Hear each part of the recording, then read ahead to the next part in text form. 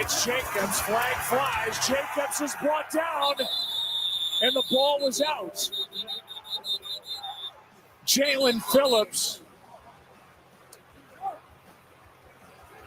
made the tackle, and we'll see who the flag is against. If it's against Green Bay, it's Philly's ball. Illegal formation. Green Bay, as number 13, covered up number 88. The ruling on the field was a fumble recovered by Philadelphia. This first down. Eagles ball. And that's the way the cookie crumbles. Blah. This is going to be a morning, and we're here for it. Little sleep, but we're here for it. Good morning. What's up, Wisconsin? Welcome in Inside Wisconsin Sports with Trevor and Josh, Mitch Thunder Nellis in the studio today for the vacationing Josh Albrecht, live from the Wisconsin Sports Radio Network studios, powered by the Potawatomi Sportsbook. The Nicolay Law fan talking text line apparently never went to bed. So good morning to all of you that are joining us right away here at 6 a.m. 414-677-1250, 414-677-1250. We will cover all of the things. You heard it there. Joe Buck, Troy Aikman, ESPN. Somehow we figured out how to watch the game last night, and I don't know that it was worth it, but it's required. That is a great. I think that is the point of the morning already. Yeah. Like, we found a way to watch it. Was it worth it? Would we have better served just watching Little House on the Prairie? I don't know.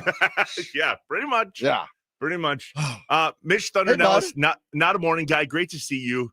Sorry that you have to do this on this morning after that. You know, when McManus lined up, was setting up for that 64-yarder at the end, all I could think of was the last time I was here was when you were in Dallas, and I was here for the 40-40 tie the morning after. Oh. And am I going to be here again for the 10-10 tie the morning after? You know what? At this point, I'll take the 10-10 tie. I was going to say, something tells me that would have been better. It would have been awful and horrible and better than this.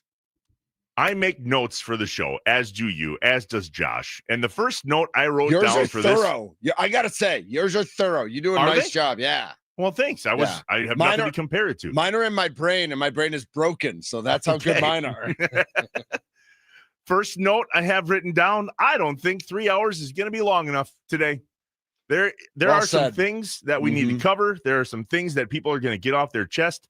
Justin from the Port goes to bed with us and wakes up with us every morning, Mitch. Yes, he does. And here is the text from him, who apparently did not stay up for the game. And he says, I guess I didn't miss much. 7 points? Really? The story of the game is that 7 points. Yeah. We held the Philadelphia Eagles to 10 points. Yeah. And lost. Unbelievable. What is going on? The over-under in the game, according to my 15-year-old son, which should worry me, but I digress. Yeah, well, he came out and told me in the middle of the game, I think it was at halftime last night, he goes, Dad, the over-under is 44.5. That is correct. 44.5 was the number. What? Yep. Trevor, breaking news, it didn't hit. It didn't reach that number. It didn't reach the over. In case you were wondering. Yeah, breaking news, didn't hit. Oh, my God. The 414. Here's a wild idea.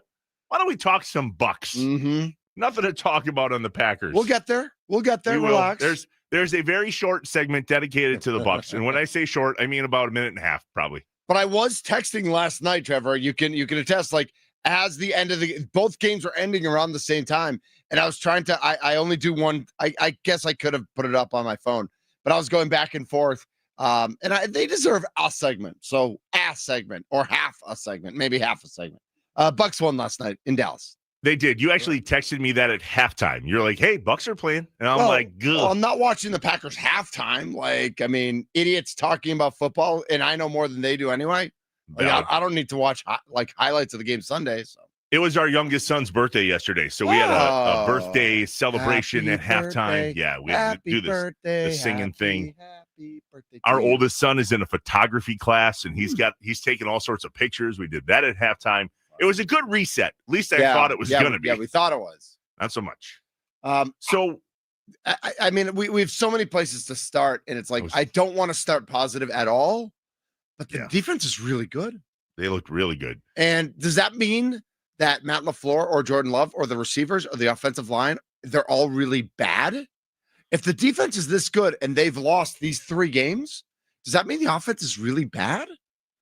And if it is, I don't want to live on that earth. I don't want to live on an earth where the Packers offense is terrible, because all I've known is great Packers offense. That's all I've known. This is a weird time to be alive, where we're celebrating the Packers defense and are terribly worried about the Packers offense. It hasn't been that way for quite some time. I made a note of it here as well. God, I love your notes. Is it too early to sign Jeff Hafley to an extension? Ooh, that's we'll get there with I have questions, right?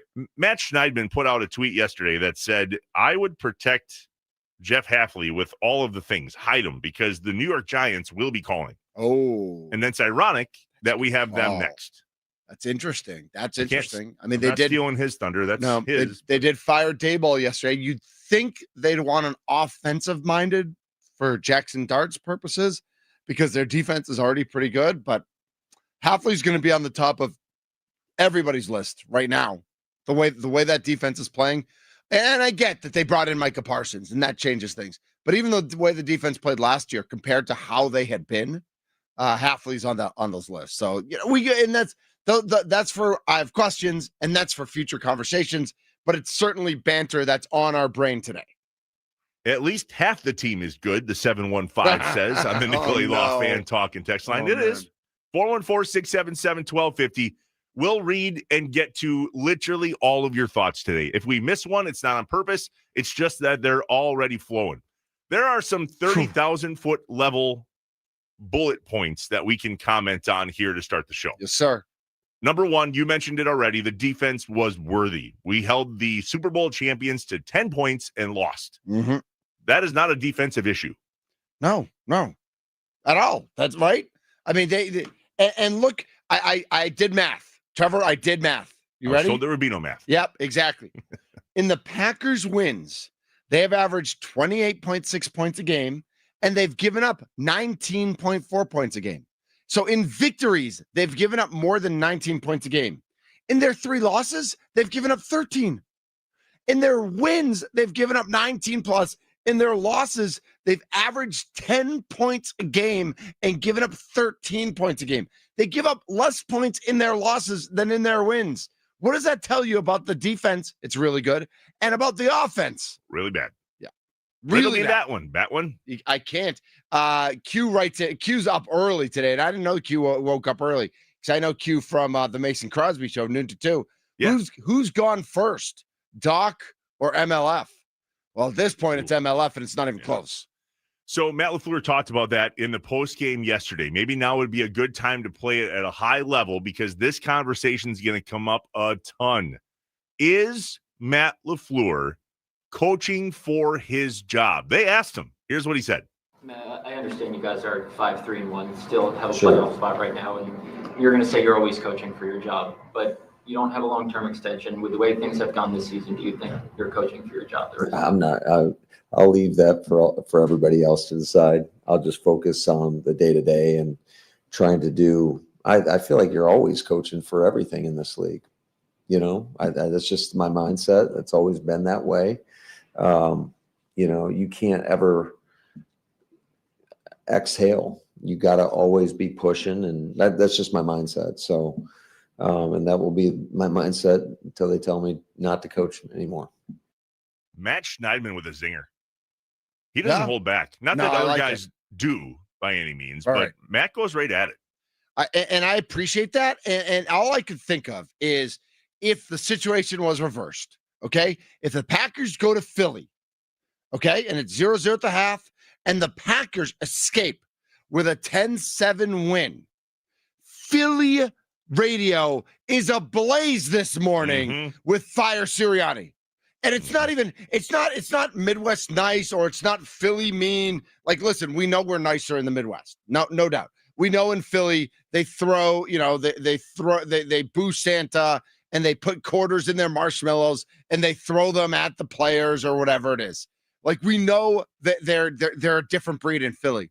But if this was reversed, there are public cries to fire the head coach.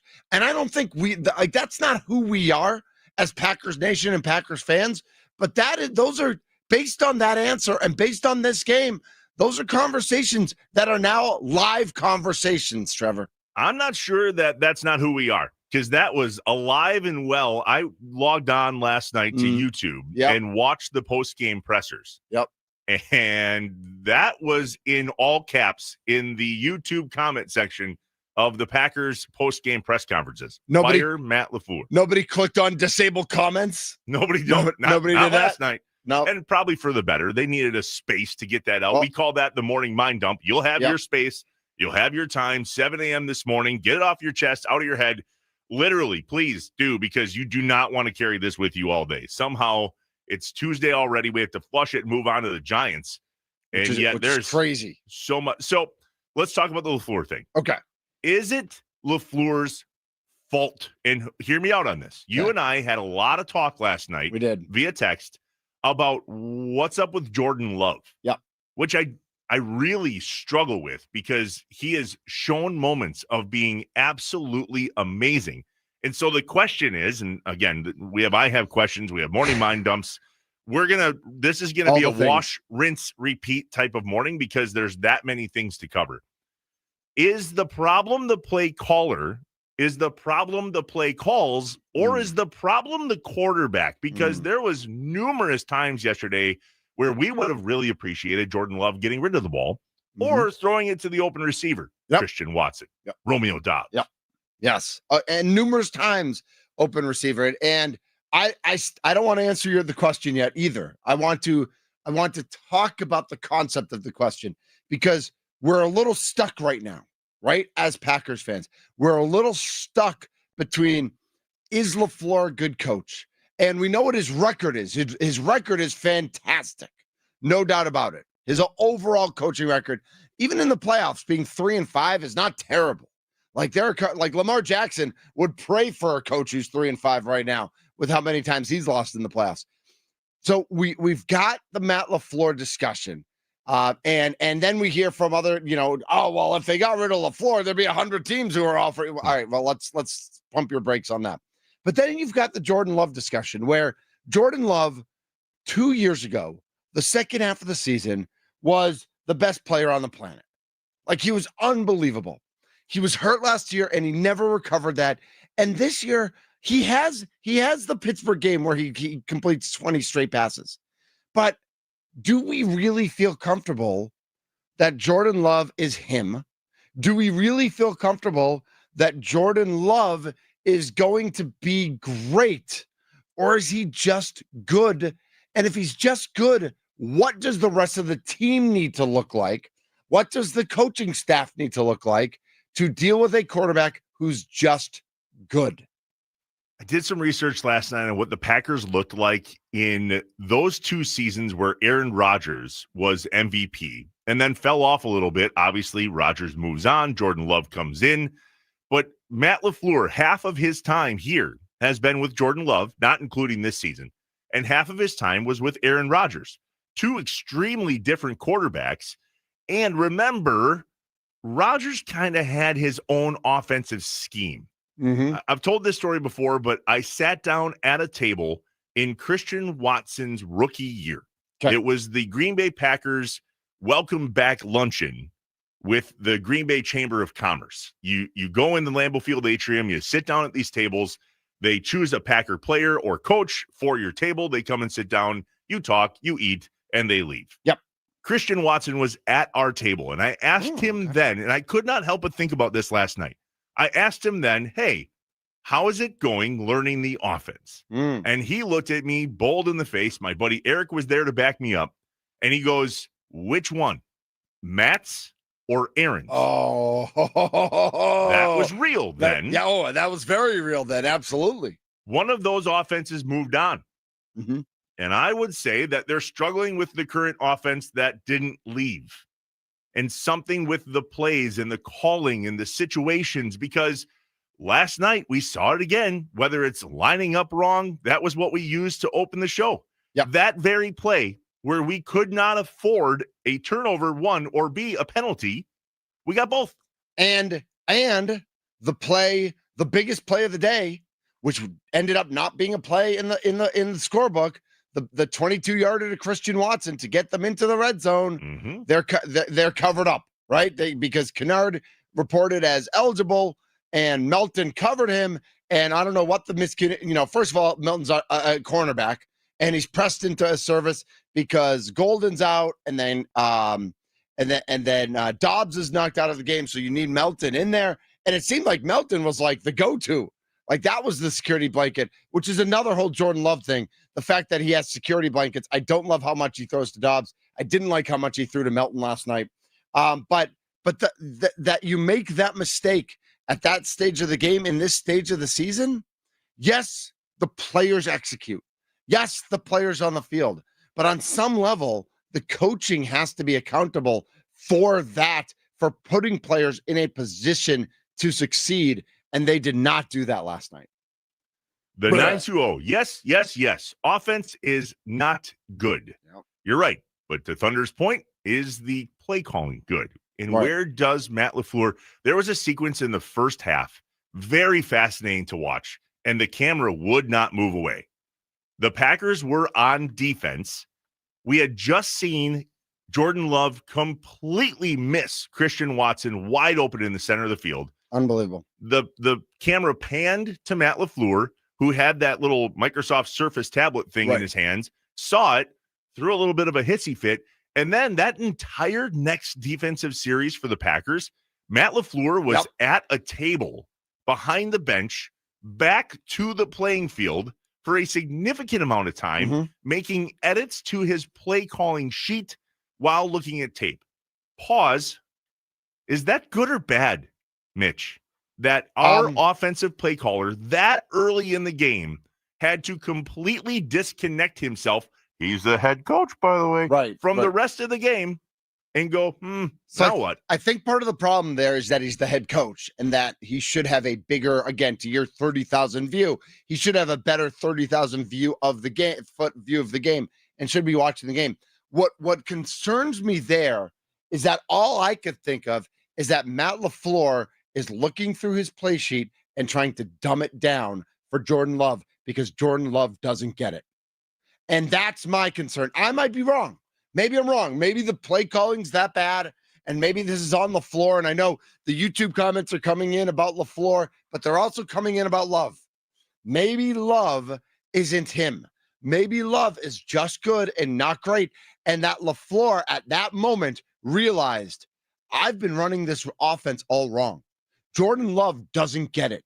Jordan Love isn't who we all thought he was, and I need to make this offense stupider so that Jordan Love gets it. And I'm not calling Jordan Love stupid. I'm just saying Jordan Love might not. Well, listen, Jordan Love is not Aaron Rodgers, right? Talent-wise, probably cerebrally as well, as Aaron Rodgers will let you know. He's the smartest man in any room he's ever been just in. ask him. Like, yeah, exactly. But with that said, like, maybe LaFleur realizes or believes, whether he's right or wrong, that he needs to dumb down this offense in order for Jordan Love to find the open receiver. Is Jordan Love it? To me, that sounds like a question. And good news, many others have questions this morning. Yep. The Nicolay Law fan talking text line, 414-677-1250. The next segment on Inside Wisconsin Sports is called I Have Questions, and we will get to those next. Sports Talk on the Wisconsin Sports Radio Network is presented by Paramount Plus. Yes. You can't count on much. Tell me about it. But you can always count on Sundays with the NFL on CBS and Paramount Plus. Watch your local NFL game live every Sunday all season long. Visit ParamountPlus.com/NFL to get started. If you're looking for insider information, good news, we have it. John Kuhn, Mason Crosby, here on the Wisconsin Sports Radio Network. Do not miss what they'll chat about today. All right, I Have Questions is next. The Wisconsin Sports Radio Network, powered by the Potawatomi Sportsbook. It's Inside Wisconsin Sports with Trevor and Josh. Mitch in for Josh. Stay here.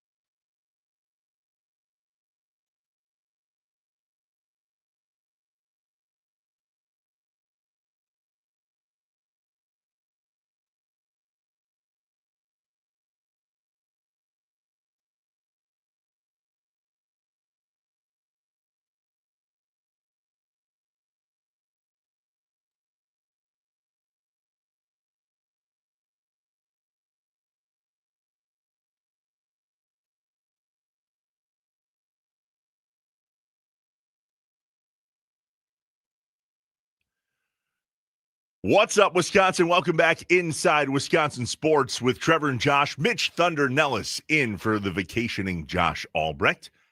Follow us on social media. It's at Trevor Thomas IW, at On Air Josh. The network is at WI Sports Radio, at Inside Wis Sports for the show. Mitch, what's yours? At Thunder MKE. That's Just what I at guess. Thunder MKE. Thunder's been my nickname for a long time, and I'm based in Milwaukee, although maybe I should create Thunder WIS or Thunder WI or Thunder IW or I don't know. We'll see.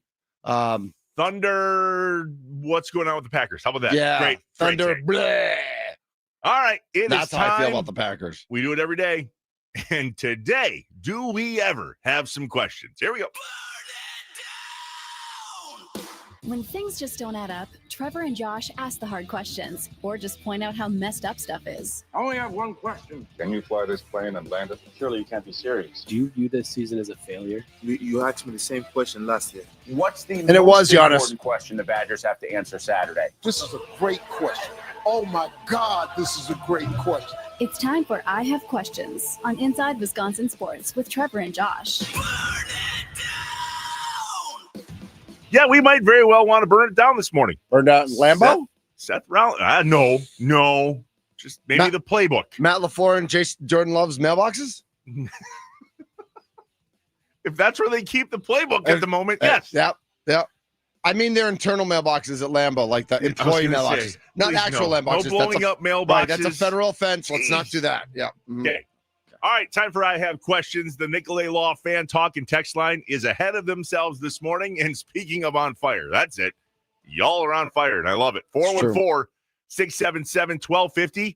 Reminder, it's the Nicolay Law fan talk and text line. Meaning you can call us at 414-677-1250 if you would like to just ask questions verbally. Which True you can story. do. Yeah. So we go to the phones. Yeah. Brian in McGuanago has some questions and maybe a comment or two. Brian, I do. first Real off, quick for you. My question, probably for all Packer fans that have bled cheese since 1932, since Curly Lambeau's walked right before. This question's for all Wisconsin and Packer fans. Is Matt LaFleur overwhelmed? He looks like he's on the sideline playing Who Wants to Be a Millionaire, phoning a friend to find out what the hell to do. It's incredible. He looks lost. He looks confused. My two comments are, how do you have Christian Watson playing? He only gets 4 targets. 2 of them were impossible to even catch. That's a good question. You have Golden not playing. You have Tucker Kraft not playing. You have Jaden Reed not playing. But yet, Meltdown Melton, it seemed like he got 15 targets in the second half. It did feel that way. It was incredible. I couldn't believe it. My friends were going absolutely berserk last night. I thought our walls were going to cave down. And the other thing is that he is like check down Charlie. You saw Christian Watson wide open in the flat. Probably could have ran for a touchdown with his speed. The other one is Jacobs wide open. Yep. He could have ran 40 yards plus after the catch. What does he do? He throws the Meltdown Melton and he steps out of bounds and like a 5-yard catch.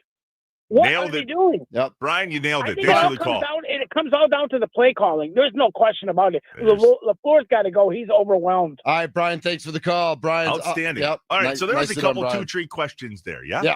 Yeah. Is Matt LaFleur overwhelmed? I think he is. Boy, it sure seems like it. Yeah. Somebody wrote into the talking text line, and not to get bogged down in it, but LaFleur's record with Love is like 33-26-1. Which means that his record with Rodgers was like 40-10 or 40-15 or whatever it was. Yeah. 2 straight trips to the NFC Championship game and the number 1 seed in his 3rd year here. Yeah. So it seems like we are looking at 2 different Matt LaFleurs almost.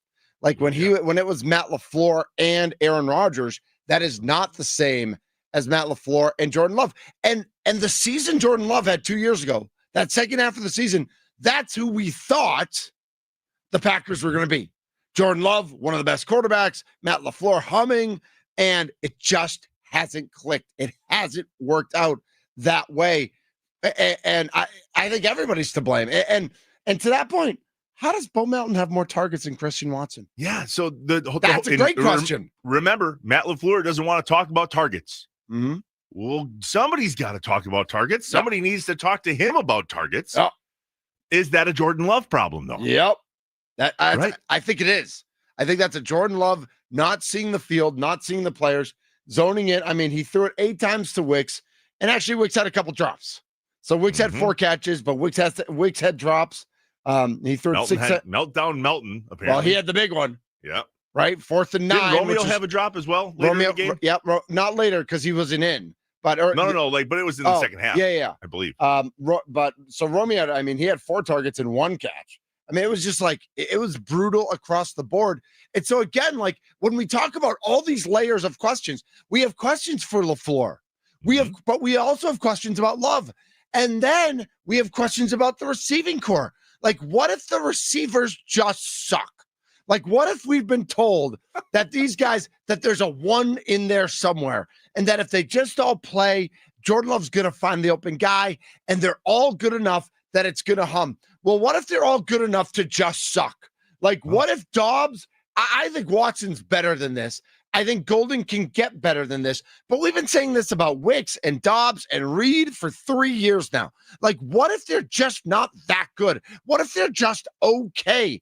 And Love is okay. And LaFleur is okay. You know what that is? That's a bunch of okay that I want to throw in the rubbish. 414 on the Nicolay Law Fan Talking text line has questions. 414-677-1250. Yes, sir. I'm furious about the play calling, and I love Jordan, but can he not check out of plays? We seem to be all over LaFleur, and rightfully so, but what is Jordan seeing?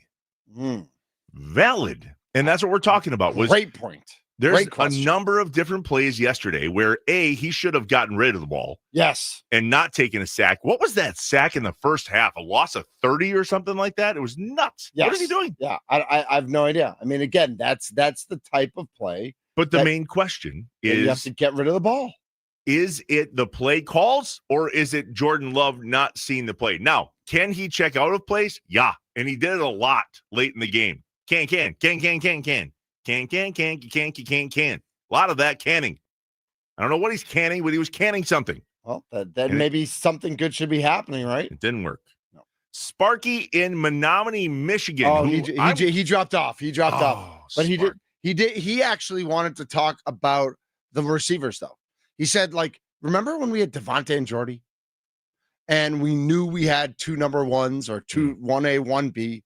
And I kind of admit that I don't know if I stole his thunder or not. I don't know if that you can't steal anybody's thunder because it's all thunder. But he had that same concern. Like, what are these receivers doing? Too many drops. Too many. Have we been sold a false bill of goods as Packers Nation, Trevor, that the right people are in the right places to succeed, and maybe they're just not? You're dead right. Love is average at best from the 920. The 414. Morning, guys. I didn't watch the whole game. We did. You're welcome. But what I saw was Dobbs was open on multiple plays. Yep. Is it the head coach or Watson the quarterback? Too? I think it's both. He says Yep. This is B. Fink. Brad writes in. I love this on the talking text line 414-677-1250. That's the Nicolay Law talking text line. I have a sarcastic question. Do the Packers have more number 1 wide receivers or number 1 kickers on the team right now? Now, I know Haversick was deactivated last night, so they didn't have 2 kickers on the active roster, which is absolutely insane. And like, I don't know if that's a coaching fireable offense or a general manager fireable offense, but I feel like every once in a while something happens that's a fireable offense. Like that, no matter how good you are at your job, if you do something that wrong, you need to come into the principal's office and have a discussion. The whole kicking thing last week, Josh and I talked ad nauseum yesterday. It's just very odd between Matt LaFleur and Rich Bisaccia. There's a reason, though, and it's because of McManus's health that Lucas Haversick is still on the team. Yep. Okay? Yep. Last night, there was at least one opportunity in the first half where we could have tried to kick a 57-yard field goal, but I believe instead we went for it on 4th and 9. That wasn't the 4th. Was that the 4th and 9? I think that was a different 4th. I think that was 4th and I don't know. But yes, there was a chance to kick a 57-yarder and they chose not to. Can we ask that question real quick? And I believe we have that audio, Thunder. 4th and 9, timeout. What are we doing on 4th and 9 in the first half from our own 45, I believe? Why was that the play call? Here's what it sounded like. They're going for it on 4th down and 9. Wow. I don't know about this. Love protected. Incomplete. It was there. And the pass is incomplete to Bo Melton. Yeah, it was there. It hit him in the hands. There's a reason he's playing. The reason he's a cornerback now, right? Why was Bo Melton in on offense as much as he was? Well, I understand we were down. Right. Well, Golden being hurt, obviously, I don't think he was there. But once Dobbs got hurt, now Dobbs wasn't hurt till the second half, though. Right. That's when he collided with Josh Jacobs, right? Right. Bo Melton seemed to play a lot on offense, and to the point that Brian and Mugwanago called in. Mm-hmm. Why did he have so many targets? You and I said that last night. Yeah. Why are we saying Bo Melton's name so much? Too much. And the mistake he made, dropping that pass, but also the mistake he made on special teams when they could have buried them and maybe even gotten a safety, but he ran into the end zone on the punt coverage. And I know that as somebody's like, oh, well, you can't fault him for hustling, because I tweeted it out and I said, yes, as a gunner, that's your job. You don't go into the end zone. You have self-awareness of where you are in the field. That's part of your job. Jacob in a van. To those who didn't watch the game, how was Sewing with Nancy? Oh, Sewing with Nancy was great last night. It was, you know what? It was a purple and orange quilt. And then it was a bunch of orange and brown just for the fall and Thanksgiving. It was a big quilting night on Sewing with Nancy last night. Here's a good one to sum up the I Have Questions segment, and this will obviously carry over until 9 o'clock. The 715 says, I think it's a coaching problem. Love isn't perfect, but the play calling seems to be moronic. I think if we had someone like O'Connell, we'd be a Super Bowl team. I think we have the players, but the offensive scheme just isn't it. And so that's what's not it. Is Jordan Love not it? Chef Himbad on YouTube on the chat there says, why has the special teams coach get to keep his job? McManus needs to be cut. He can't kick the longer field goals. Why are we carrying two kickers on the 53-man? There's a reason for that. And Rich Bisaccia and Matt LaFleur are not on the same page. I want to talk more about that. And Goody. I think, I think, and I don't know who's on whose side, but there's a disconnect between a general manager, a coach, and a special teams coach when you have two kickers on the roster. And I know Haversick was deactivated last night. At least he wasn't like the week before where he was actually on the active roster. But to have two kickers there that's just weird. It's just weird. Which means McManus isn't healthy. That's why Matt LaFleur thought, regardless of how much he wanted to walk it back, but that's why he said that there was going to be a kicking competition. Rich was like, huh? McManus is kicking. Matt's like, read into it wrong. So much more to cover about last night's game. And if it seems all over the place, that's because last night's game was all over the place. Say that again. It is what it is. All right, when we come back, it'll be the most electrifying sound of the day, and that involves the Milwaukee Bucks. Don't miss that. Then we'll get back to Packers, we promise. It's the Wisconsin Sports Radio Network studios, powered by the Potawatomi Sportsbook. You are listening to Inside Wisconsin Sports with Trevor and Josh and Mitch Thunder Nellis today. Good morning.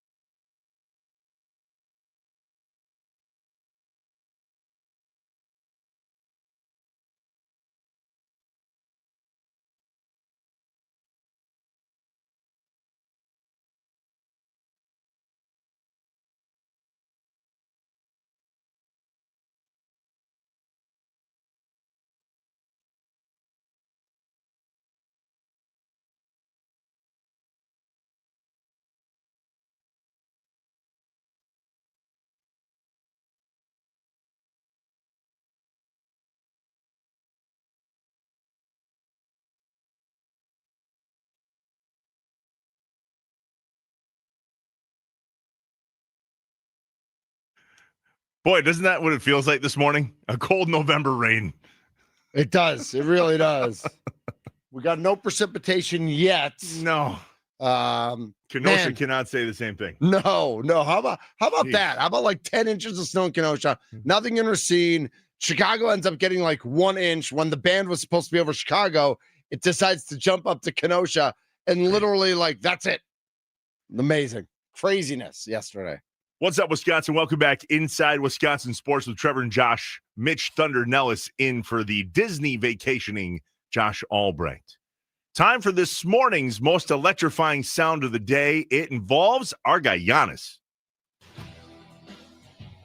It's time for The most electrifying sound of the day The most electrifying on Inside Wisconsin Sports with Trevor and Josh. Brought to you by Best Electric. Learn more at bestelect.com.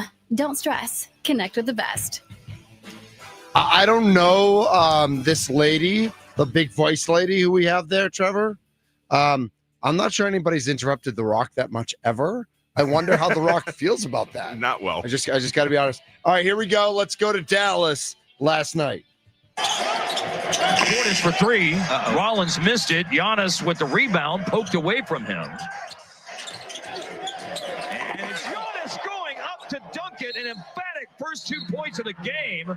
He just, that's all you can do. I mean, through two guys with the left hand. He just posterized two people.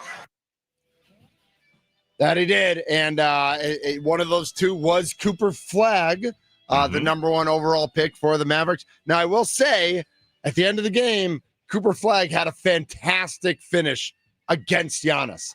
It looked like he was going to go up for the dunk. He ended up pulling it back and laying it in to cut the lead to one with less than 20 seconds left. But Giannis made his free throws, and the Bucks escaped with victory. And Giannis made a foul on a three-pointer at the very end of that game where we were all like, no, in slow motion. Yep. Like, you know better. Come on. You're up 3 in the fourth. Yep. Let's not foul on a 3. So Dallas had the ball at the end, and they were talking on the air about whether the Bucks were going to foul because they're up 3 with like 11 seconds left. They end up not. I think maybe they were trying to foul and they didn't get it in time.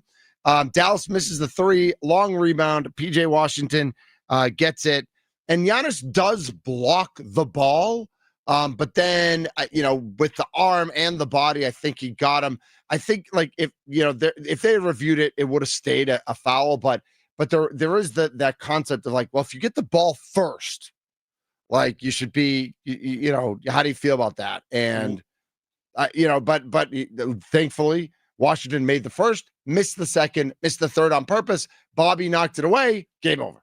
Luckily, the Bucks had one hell of a fourth quarter that they needed to have in order to move that game the direction it did. Yep. All right, that's the most electrifying sound of the day. Giannis and the dunk. Yep. That was awesome. Yep.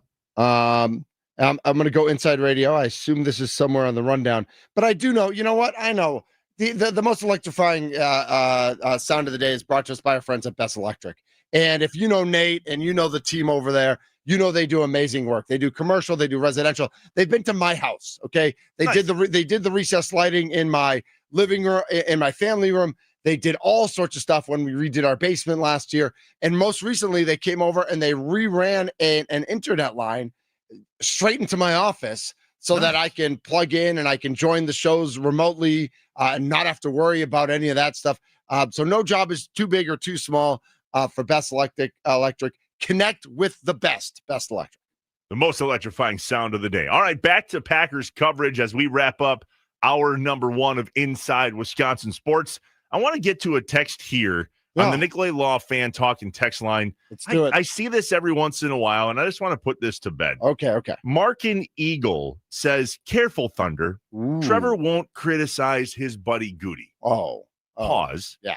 What he's referring to was the talk that we had about kickers right before we went to break. Yeah. And you said, I'm not sure where this lands. Does it land with Matt LaFleur choosing to keep a kicker on in regards to McManus having an injury? Is that even his choice? Is it Rich Bisaccia saying, hey, hold on? Or is it Goody simply saying, guys, Was the general manager. He's in charge of the roster. Right. It's not that I'm afraid to criticize Brian Gutekunst. And yes, I know him personally, but that has nothing to do with my job. It's why I asked him to come on the radio show, and it's why he agreed, which we were very grateful for. Absolutely. The answer to this is I don't know. It's not that I'm not willing to criticize, but I also am not sure that the Packers don't have the talent on the field in order to get the job done. Yeah. That's my take on that anyway.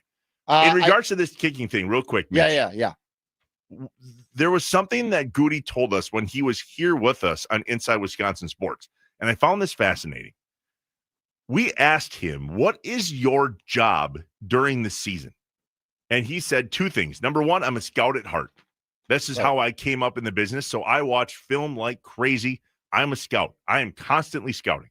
And number two, his job, he said, is to support Matt LaFleur, him, his staff, and their efforts. Within a week, Matt LaFleur had said something about the roster, and he goes, well, that's up to Goody. Now, maybe it was when Tucker Kraft got hurt, and the question was, are they going to go out and get a tight end? I believe there's some sort of lack of communication happening at 1265. Mm-hmm. You might remember this is why what I've called the love triangle went into place. Russ Ball, Brian Gutekunst, Matt LaFleur, all three of them report to the president of the Packers. Yeah. Then that was Mark Murphy. He was the one that put that into place, and it's because it felt like it collapsed under Mike McCarthy. Mm-hmm. Ed Policy has said, I'm not going to shake the boat, but I'm not convinced that's the best way too. And I'm not afraid to criticize if we didn't have the talent. I'm just not sure we don't have the talent. I don't know that that's the problem. Yeah, and I think you make a good point there. And I think we don't know where this whole kicker conundrum, where it lands. And I think that's fair. Like, I think you are willing to criticize Gutekunst, but I think in this one, we don't know if it's good. You know, I think looking back, would it have made more sense to just put McManus on the in-season pup list and have him rest for 4 weeks and actually get healthy and see what Haversick could do? Sure, that would have made more sense. That would have made us all feel better. Well, we missed that window. That's not our reality right now. This is week 4. Right. And so this would have been the 4th week. So us dealing with this injury. Exactly. So our reality right now is that we need to figure out what the Packers need to do in order to put together the best roster they can put in order to move forward now. And it's got to be one kicker. Like I think they have to make a decision unless Haversick is just going to be deactivated every week. But I still think this can't be our reality. There's something going on there. All right, perfect bumper as we head into the top of the hour. If it's in your head, get it out. At the top of the next hour, it is a Tuesday edition of the Morning Mind Dump. Do not carry all of this with you today. We're a safe place. Get it off your chest and out of your head on the Nicolay Law Fan Talk and Text Line, 414-677-1250. Call us if you need to. Text us if you so choose. Whatever you want. Just stick with us here on Inside Wisconsin Sports with Trevor and Josh, live from the Wisconsin Sports Radio Network, powered by the Potawatomi Sportsbook. Good morning, Mitch. Good morning, Trevor.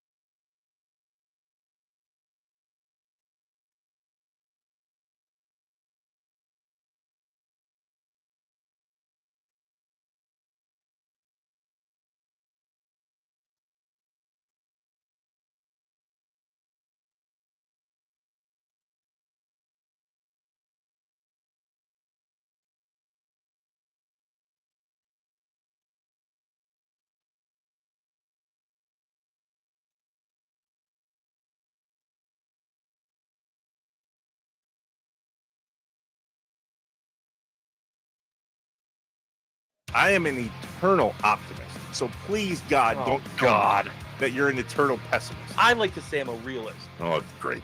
We're going to get along great. This is going to be great. This is Inside Wisconsin Sports with Trevor and Josh. Crowd is here, about to blow, waiting for me to start the show. Out the curtain, lights go up, I'm home. Whoa! Here we go. Snap was low and the kick no chance. And this game belongs to Philadelphia as they win at 10-7. Short, sweet, and to the point. Thanks, Joe Buck. Appreciate you, buddy. Nothing more needed to be said. That's it. Like, that was it. That was the list. Drop the mic. Everybody go home sad. Yeah. Try to go to sleep after that, too. I couldn't. No. Stayed up for a bit. All right, what's up, Wisconsin? Welcome in. Hi, Trevor. Mitch Nellis. We call him Thunder. So do you. It's Inside Wisconsin Sports with Trevor and Josh. Josh is vacationing. Thunder is not. He's here. And, dude, you're awake today. I love it. Like, yeah. I know that you don't like mornings. I would never know it. 5:59, I am a zombie. The minute that red light goes on or whatever, I'm like, I'm here. I'm ready to go. I've never done mornings. I've done every I guess I haven't done overnights either, but that's mornings. You know, 6 a to 7 p. I've done early midday, early afternoon, afternoon drive. I've done all those. I've never done mornings except for I was here for a week when you were letting your hair grow. Yeah, nailed it. Yeah. I'm glad it looks. Your dome looks nice today. I will say shaved it this morning just for you. You're welcome. It looks really good. Got up extra early. But I'm okay with this. It's like I don't know if I could make this last. But for now, I'm okay. Here we are, off and running. I just got my second cup of coffee. Yep. And let's go. You're good. All right. Before we get to the morning mind dump, real quick, Rob Domofsky, ESPN, reporting this morning that when Matt LaFleur said Elton Jenkins' ankle injury doesn't sound promising in his presser last night, he was right. Yep. Rob says, according to sources, X-rays showed Jenkins has a fracture. Yep. The Packers announced it as an ankle injury, but it's possible it could be lower leg. Yep. He goes on to say a fracture might actually be better than torn ligaments from Jenkins to possibly return this season. I think that's right. I think a broken bone is generally better than torn ligaments. Torn ligaments is you're out for a year or you're out for 8 months or whatever it is. Broken bones heal. I don't have a lot of experience. I broke my thumb once, but I've never torn a ligament. Knock on wood. I'm still playing basketball and I have not torn a ligament. But yeah, I think I think that is better, but it's still not good. And it still goes back to the conversation about Jordan Love. And I know we're talking about Jordan Love and we're talking about Matt LaFleur and then we're talking about Goody and we're talking about Bisaccia and we're talking about the kicker situation. The play that Elton Jenkins got hurt on was a mistake by Jordan Love. It was a play that he should have thrown away. He had time to throw away and instead took the sack and rolled up on Elton Jenkins. And I texted you as it happened, right? As it happened, I said, that's on Love.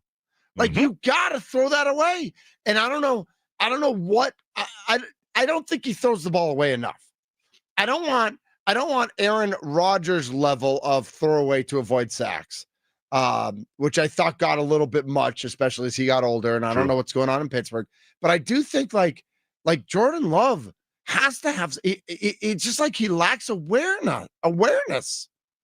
And on the very next play, we have the audio, Thunder.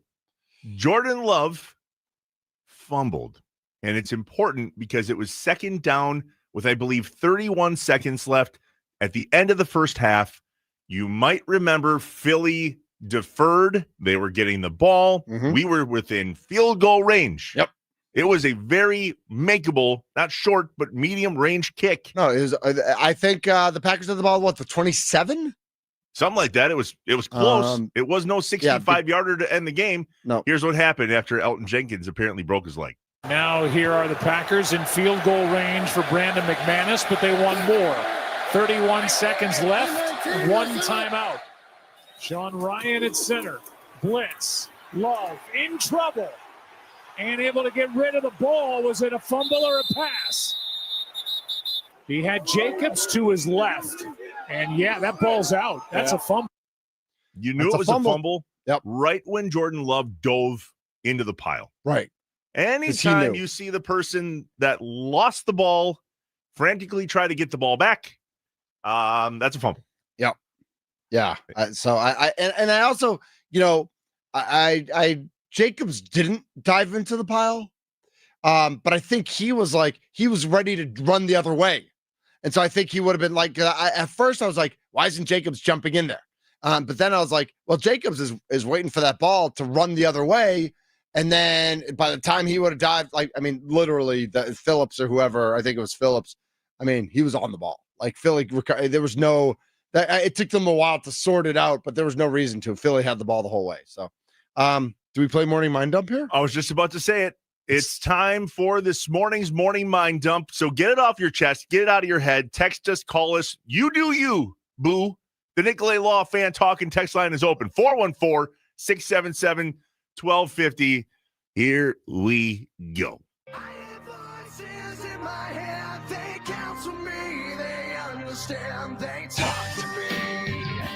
The coffee has kicked in. We're awake and ready to roll. Let's get some things off our chest and out of our heads. You don't know what it's like to be me out here for you. It is an up at dawn, pride-swallowing siege that I will never fully tell you about, okay? I'm as mad as hell, and I'm not gonna take this anymore! I'm in a glass case of emotion! What we've got here is failure to communicate. We got no food, we got no jobs, our pets' heads are falling off! It's time for the Morning Mind Dump on Inside Wisconsin Sports with Trevor and Josh.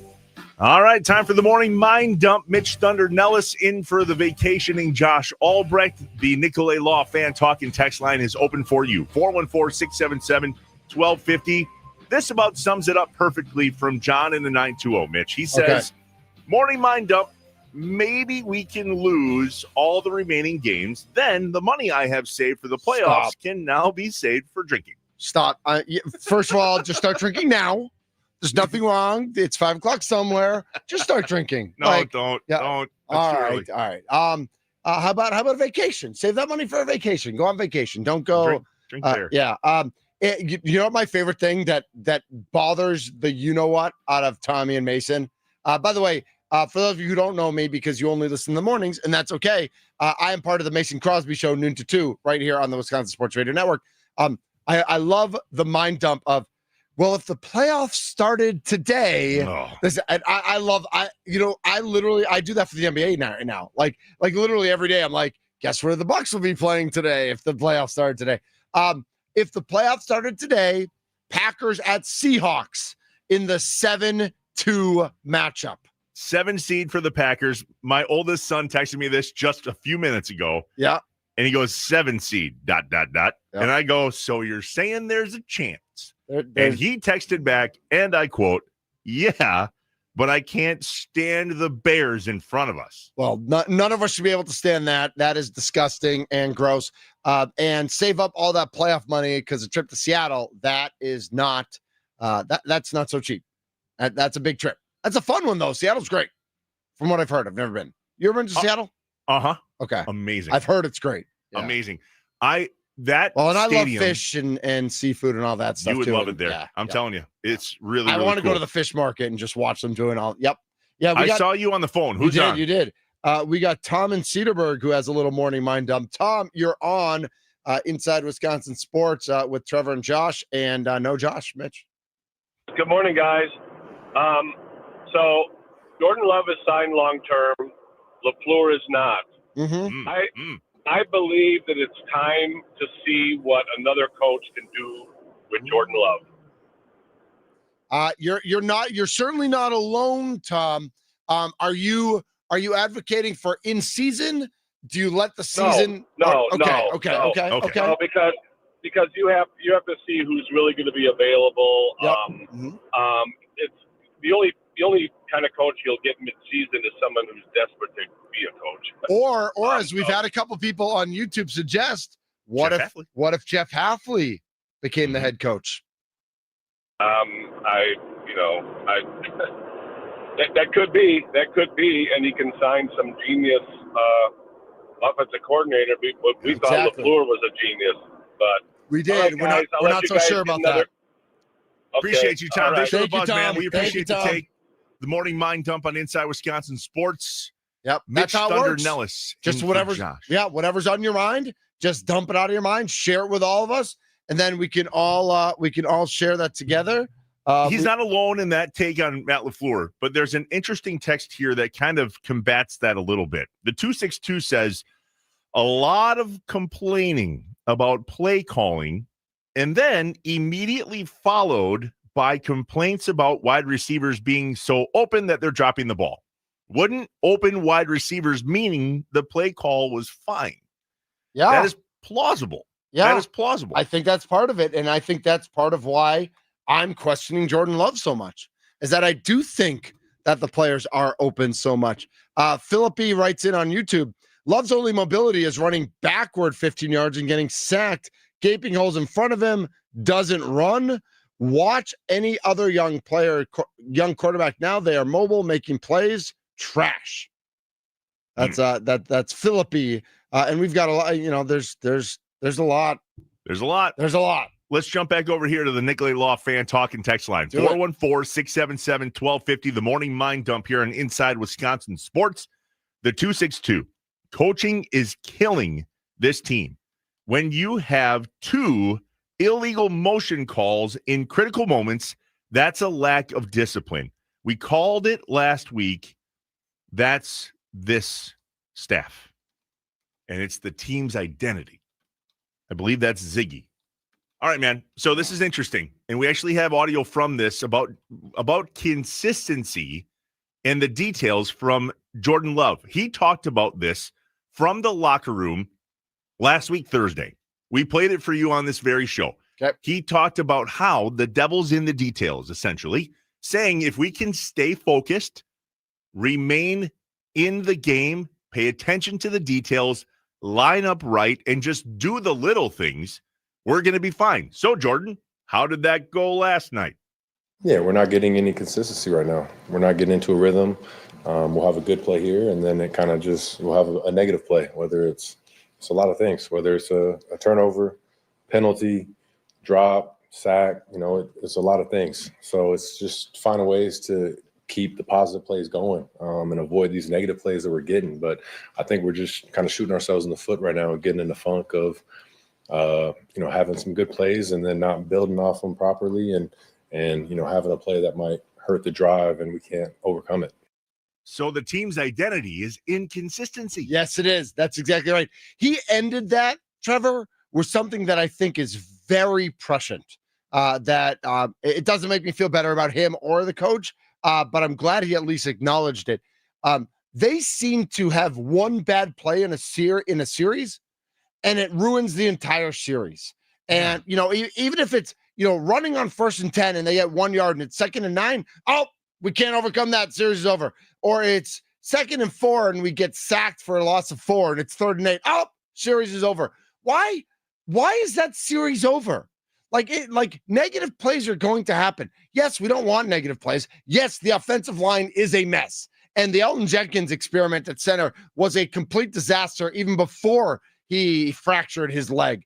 But with that said, why does one bad play determine that this team can't then get it back together and get some momentum offensively? It seems like every time there's a bad play or a negative play or a missed open wide receiver, it's like, this series must be over. Let's just get out of here and punt it away and see what happens next series. Like they have no intestinal fortitude. And that's undisciplined. And I think that's where a lot of the comments, a lot of the questions, a lot of the concerns point at Matt LaFleur. There's another hot take here that's very, very good. I'm proud of you guys this morning. The Nicolay Law Fan Talk and Text line, 414-677-1250. Listen, Thunder, on mornings like this, you don't know what you're going to get. That's a good point. like a box of chocolates. Amen. In Packers world, after a game like that, the good, the bad, the ugly. I do want to find some good. We'll do that later, but not now. Not during the morning mind dump. Right. This is interesting. There's 3 texts in a row that I want to get to here. Number 1, the 815 says, love is not him. All right. There's been a lot of that this morning. Mm-hmm. Love is not it. Love is not him. Love's not the guy. We're questioning Jordan Love's ability to run the plays that are called, view the field, hit the open receivers, stay disciplined in the pocket. It's not happening. Yeah. Okay. Jason in the 920, right after that text, says, how about the play calling? That fumble never should have happened. We got to have quick hitting plays with 30 seconds left like that in the end of the first half. Mm-hmm. Okay. That's also plausible. Agreed. Yep. Now, here's a text that sums up those 2 individuals perfectly, and it happened in the post-game presser. Okay. I did not grab this audio, all right, but it was clear as a bell to me that something's up with the coach. Here's what it says. The 970 says, good morning. Is it me, or have you noticed when players are being interviewed regarding Matt LaFleur, there's no passion? Say what you want about Dan Campbell. Those players would walk through fire for him. I think Matt LaFleur has lost the locker room. Wow. So if he's lost the locker room, that's the thing that the anti-LaFleurites are waiting for. If you've lost the locker room, it's time to go. I don't know if I believe that. I don't know the answer. But let's follow that up with Jordan Love here talking about that final play call, that 4th and 1 run to Josh Jacobs. Yeah, no, I think it's, it's a call that we, called a couple times, going fast throughout the game. And they probably heard the call and or we're guessing. So, there was a D lineman saying some stuff, but, I still thought we had a light box. We could try and run it right there. Do you make that play call, or is Matt making that through the headset, or is everything's going too fast and you have to do it? Matt makes that play call. That's it. That's it, right? That's it. That was it. Well done, Thunder. You bet. I sent you a piece of audio from that play call itself. It's labeled Packers 4th quarter turnover. Jordan Love talked about this in that very sequence that we just played. And you can hear it here in the background. The defense knew what was coming. Here we go.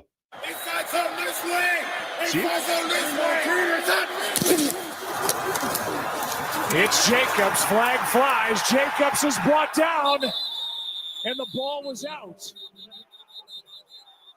Jalen Phillips. You heard it.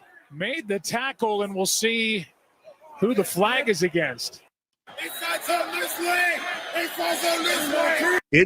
zone this way. Yeah. Inside zone this way. Hello. Clear as a bell. Yep. At that point, Jordan heard that. Do something. Anything do something else. Do something else. Anything else than that. Right. My oldest son and I were fighting as we went to bed last night. Arguing. Sorry, my wife. I got your back. I got your back. Well, we were talking about that play call. Okay. And obviously it blew up, but that's why it blew up, because the defense knew it was coming. Yeah. Is that the right play call for that time in the game? On a 4th and 1 when you need to do something? Is that the right play call? I can't believe we got the ball back after that, by the way. Thank God we have a defense. And that they threw the ball twice, right? Thank you, Philly, for your incompletions and giving the ball back.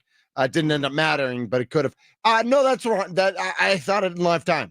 I did not like that play call. And even if it's, I get it's 4th and 1 and Josh Jacobs is really good, but it's like, I feel like you give yourself too many chances to fail when you go with that play call. Like there's no second choice. It's that play call or nothing, as opposed to if you snap it to Love and he's got a couple options, at least like if one guy's covered, maybe you can throw a jump ball to somebody else, or you can scramble or something.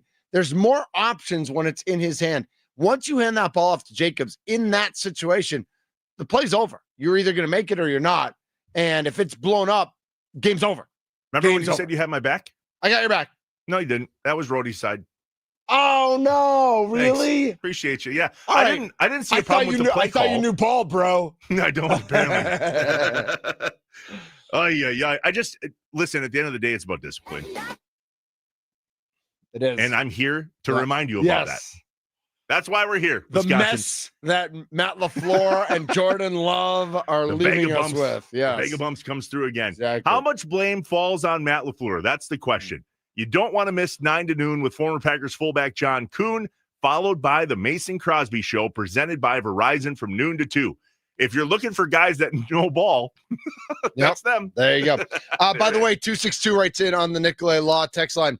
It's never the right call out of shotgun. And my 14-year-old sophomore daughter said that. She said, "True." She said, why not have Love under center? Because then if he sees a gap in the line, he could just fall ahead for a yard and a half. It was a long one. It wasn't a short one. It wasn't a tush push. But if he sees the gap, he can get there. And if not, then he can hand it off. When you're in shotgun, again, you're giving yourself no opportunity. We ran out of bumper time because we were just so smart and intelligent. Yeah. You brought up a really good point that we'll talk about next, the tush push. I was bummed it wasn't the first play of the game, but it wasn't long after that. That would have been amazing. That we actually got to see it.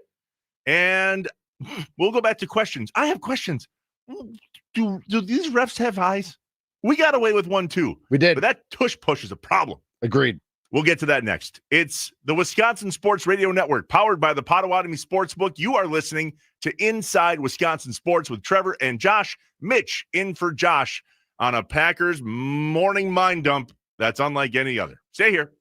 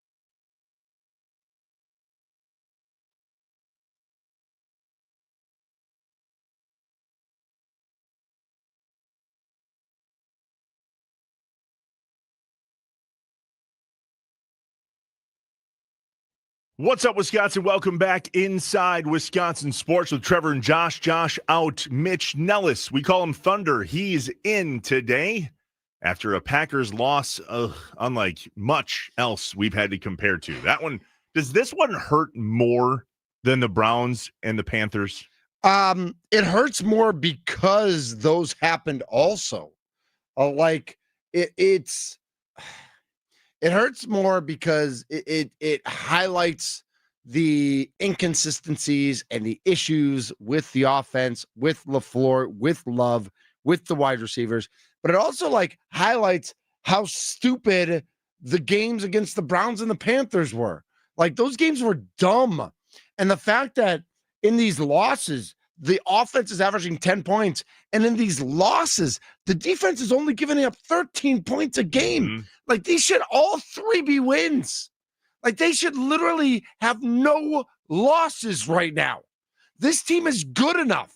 And I know you are what your record says. So maybe they're not. But I could argue that the Cleveland game, Carolina game, and this game both could have come down to coin flips.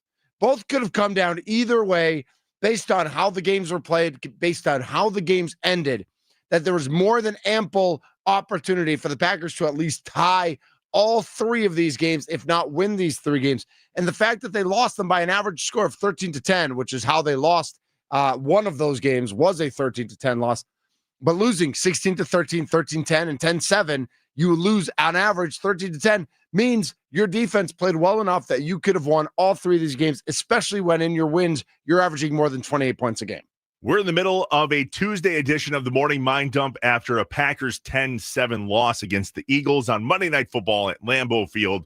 And the Nicolay Law fan talk and text line is on it today. Yeah, it is. 414-677-1250. 414-677-1250. We have heard arguments on a lot of different sides this morning as to where the problem is. Is it Jordan Love?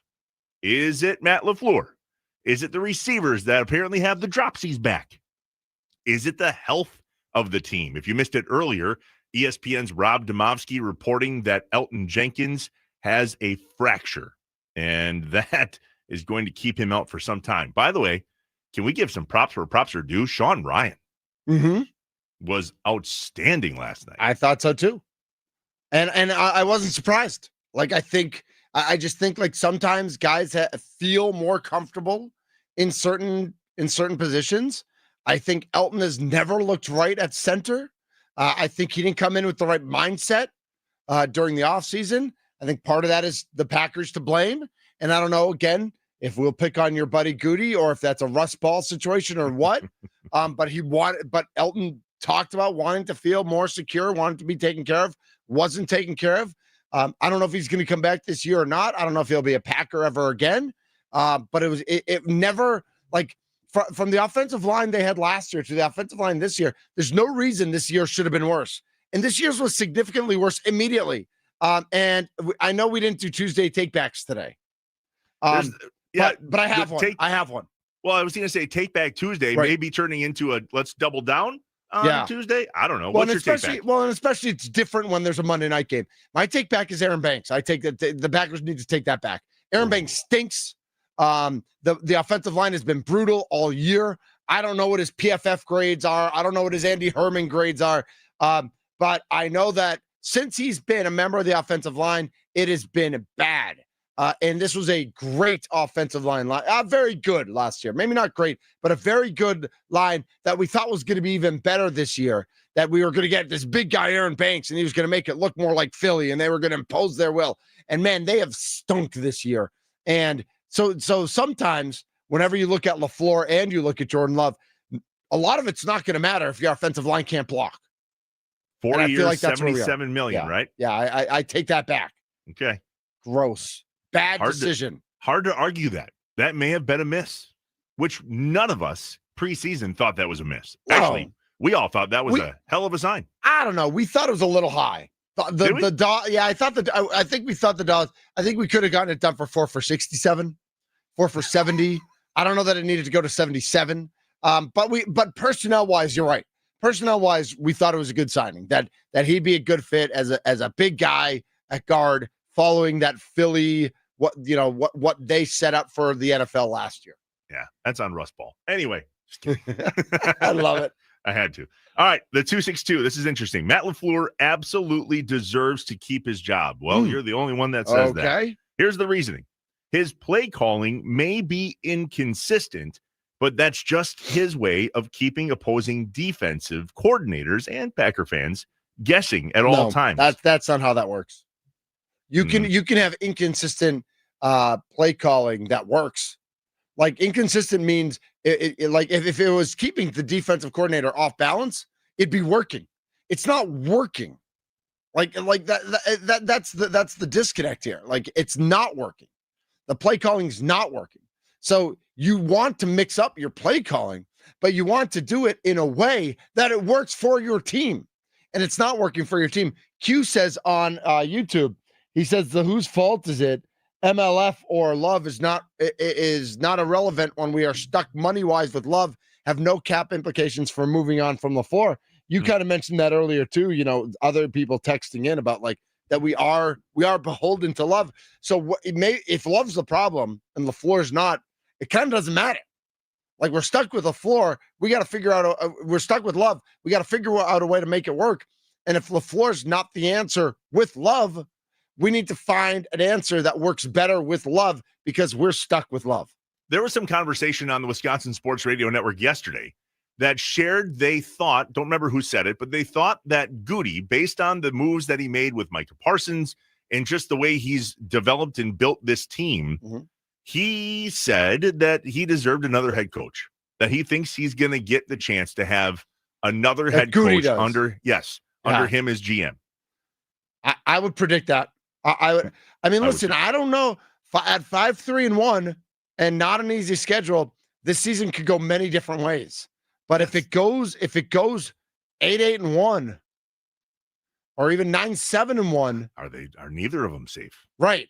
But I think it's going to be easier for policy to get rid of LaFleur. I think policy is going to see that whether it's LaFleur's fault or not, a change needs to be made, and that this team is beholden to Love. So even if Goody made the mistake in signing Love, that they get another chance before LaFleur. Like LaFleur's seat is the hottest if we're talking about those three.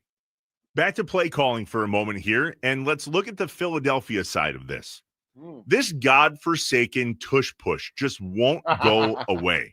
But it needs to, and I feel like last night was proof to a lot more people that may have not agreed that it should go away, and it had to do with how this thing cannot be reffed.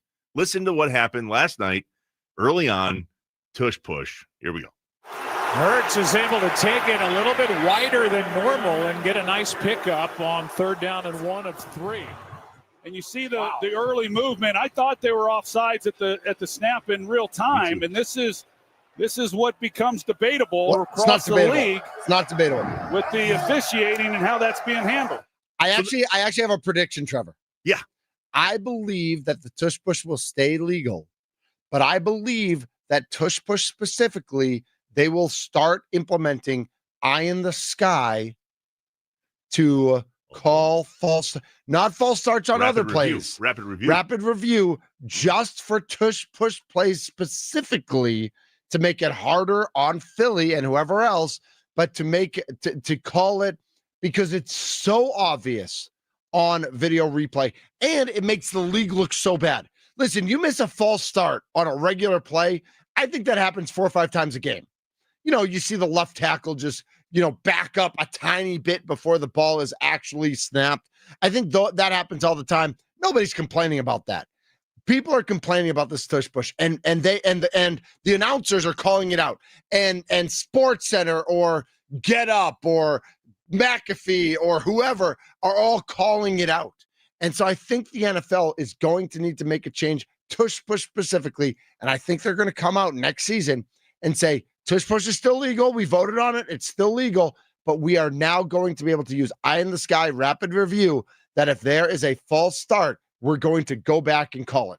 I think that that's plausible. However, if that comes up in conversation, remember, we were only 2 votes away from this thing going away. That's true.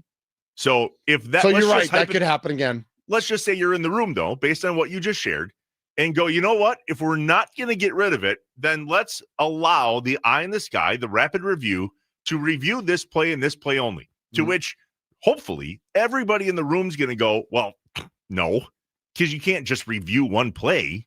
That would be crazy. How could you possibly do that? Let's just get rid of the damn thing. Yeah. And there's Neil on YouTube saying, I can't wait till they ban the tush push. And Neil is our resident Eagles fan. Like, he's an Eagles fan, and he wants them to ban the tush push. Interesting. Because it's pretty bad. Jose from Tosa writes in on YouTube. Remember, you can watch us on YouTube and on Twitter at WI Sports Radio. WI Sports Radio. It was on the tip of my tongue. You're good. Bad play calling was contagious last night. What do the Eagles go for it on 4th and 9 with seconds left when your defense is playing that way? That was a weird, again, we mentioned it a little bit earlier, the fact that they did give the ball back to the Packers. That was a weird play call. I know they threw up a jump ball to Antonio Brown, and that was weird. That was weird. And Neil agrees. Like he says, the deep throw in that situation might have been even worse. The fact that they didn't run the ball or keep it on the ground just to get more seconds off the clock. That was a weird call. The 920, do the Packers have a coach on the offensive side of the ball that has play calling experience? They need to change it up because this offensive production is unacceptable. Well, it's Stenovich, right? Is he? Adam Stenovich, Wisconsin boy. Does he have play calling experience? I don't know. We'll look it up. Let's do a little Wikipedia search. Somebody asked ChatGPT if he's ever called a play or two, but I feel like that's an excuse. And hear me out on this.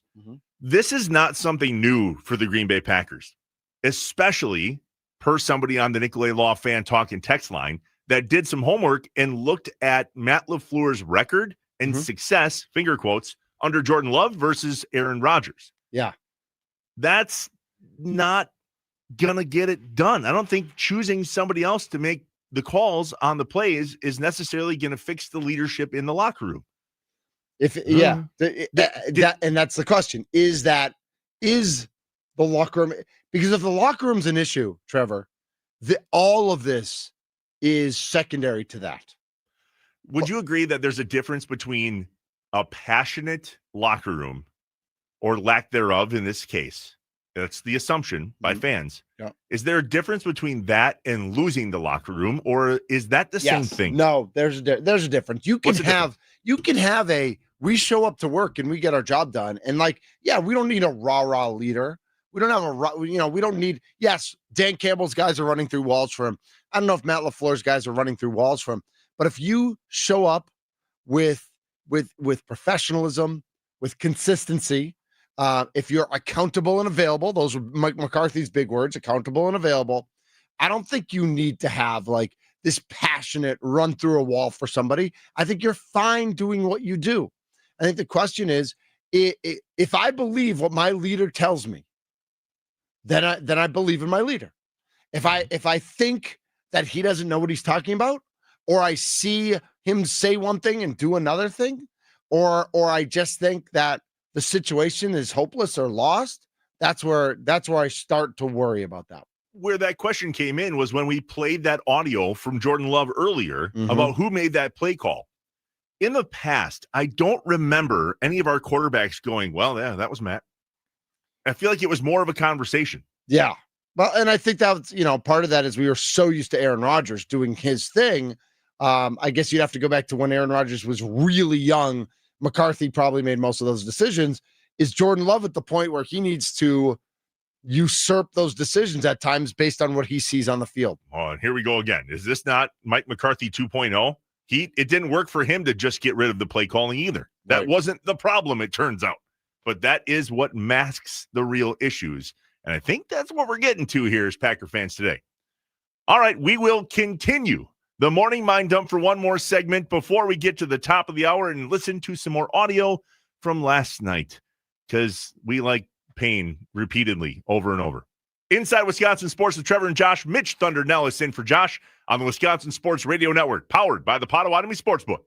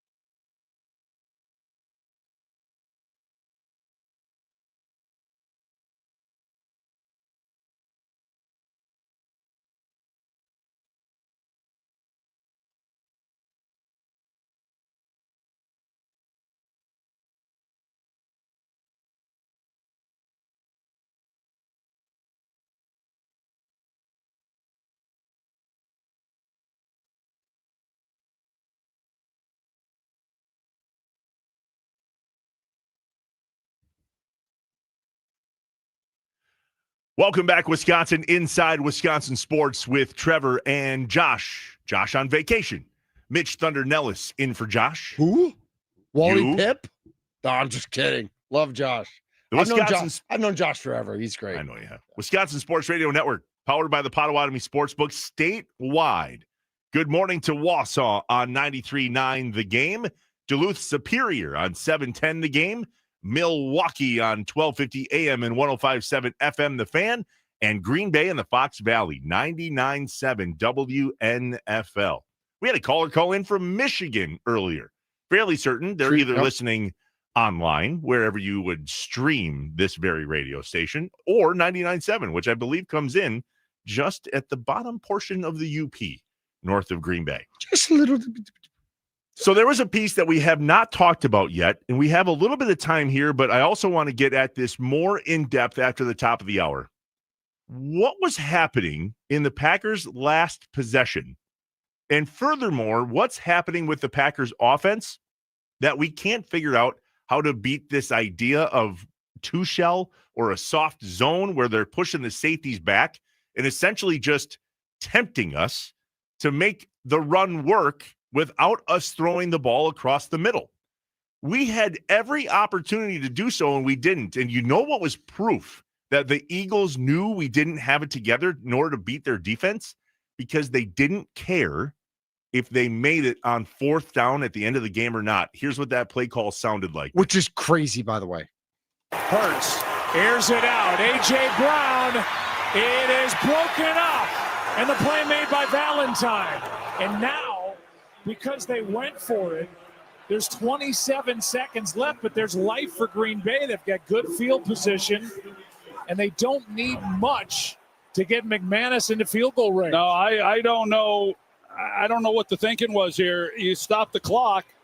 Could have ran it down, and Troy Aikman glitched here. Yeah, but I think he was just so confused. It's like you don't see that play. You see a pooch punt, or you see a run or something. But it's like, for them to give the ball back again to Green Bay with space, that you just don't see that. Space, timeouts, and the Eagles were like, bring it on. Yeah. Packers are going to mess us up. And then the first play, they threw like a bomb to Watson, which I like the bombs to Watson. And again, it got there kind of, but it was just a little off. And they even talked about it on the broadcast. If he leads Watson more, he's got to play on the ball. But the second he has to go back a little bit for it, it's going to hit his hands, but the defender's going to be there too. And Love misses those throws every game. Every game, he's just off a little bit. How about the one earlier in the game that hit Christian Watson in the back of the helmet? The early one, yes, where Watson, if he had turned around, he probably could have just caught it. I think he thought that it was going to be overthrown and he had to play defense. There was a lot of those things. But again, that's because he doesn't trust Love. Because he knows that the throw's going to be a weird throw. Like last week, throwing into triple coverage into the wind, where Watson had no chance to get it. Like Watson doesn't trust that there's a play to be made on the ball. He thinks he has to play defense because Love is throwing these weird deep balls. That is fascinating that you just brought that up. Yeah. Now, here's another question. Does Matt LaFleur trust Jordan Love? Because if Watson doesn't, and that's kind of what you're seeing. I am. Does Matt LaFleur trust Jordan Love? That's a great question. Jeez. Yeah. Oh, I hate that you just put that in my head. I know. Because I didn't think about that until just now. I don't know. That changes everything. I don't know that Love and LaFleur, I don't think either of them trust the other. I don't think Love trusts LaFleur for the right play calls. And I don't think LaFleur trusts Love to find the open guy and make the right read. Well, I don't think they trust each other. And I think they're both right. Two things can be right. I think they're both right. I think the play calling is bad, and I think Jordan Love's reads are bad. I think they're both wrong, and so we're both right. Well, that's a problem. Yeah, you can say that again. I did not consider. I feel like I need to go back and watch the game now with that in mind, because that changes everything. Like if you are right on that, and Christian Watson doesn't trust Jordan Love. Mm-hmm. That means Matt LaFleur doesn't trust Jordan Love. Mm-hmm. And that means Jordan Love doesn't trust Matt LaFleur. Mm-hmm. And Christian Watson might possibly not trust Jordan Love because of the play calling. Holy, do we need to have another I have questions segment? We might. It's a good thing we got Andy Herman on today. Yeah, he's not going to have answers, but we definitely have to bring this up with him, right? Bank that one. Okay. Because I want to know what you think, Nicolay Law fan talking text line, state of Wisconsin, 414-677-1250. Oh, man, Mitch, that just wrecked my day as if I needed to be wrecked more. I know. Does Jordan Love trust Matt LaFleur? And does Matt LaFleur and or Christian Watson or maybe others trust Jordan Love? Oh, my God. That just, now I'm glitching. I don't even know how to process I apologize. But there was a weird take there at the end of the game. We only needed how many yards in order to get within legit field goal range? 7 more yards. So what was that play call? You like that play call? Throwing it way downfield to Christian Watson? No. Play small ball. Somebody bunt the guy over. Somebody take his sacrifice. Right. They did one. If they'd done 2, they would have had a field goal to make instead of wasting a play. And then they kicked it when they weren't supposed to, or apparently that's legal, and the Eagles went nuts. We'll cover it all. So much more about Packers last night. Inside Wisconsin Sports with Trevor and Josh on the Wisconsin Sports Radio Network, powered by the Potawatomi Sportsbook. Mitch Thunder Nellis in this morning.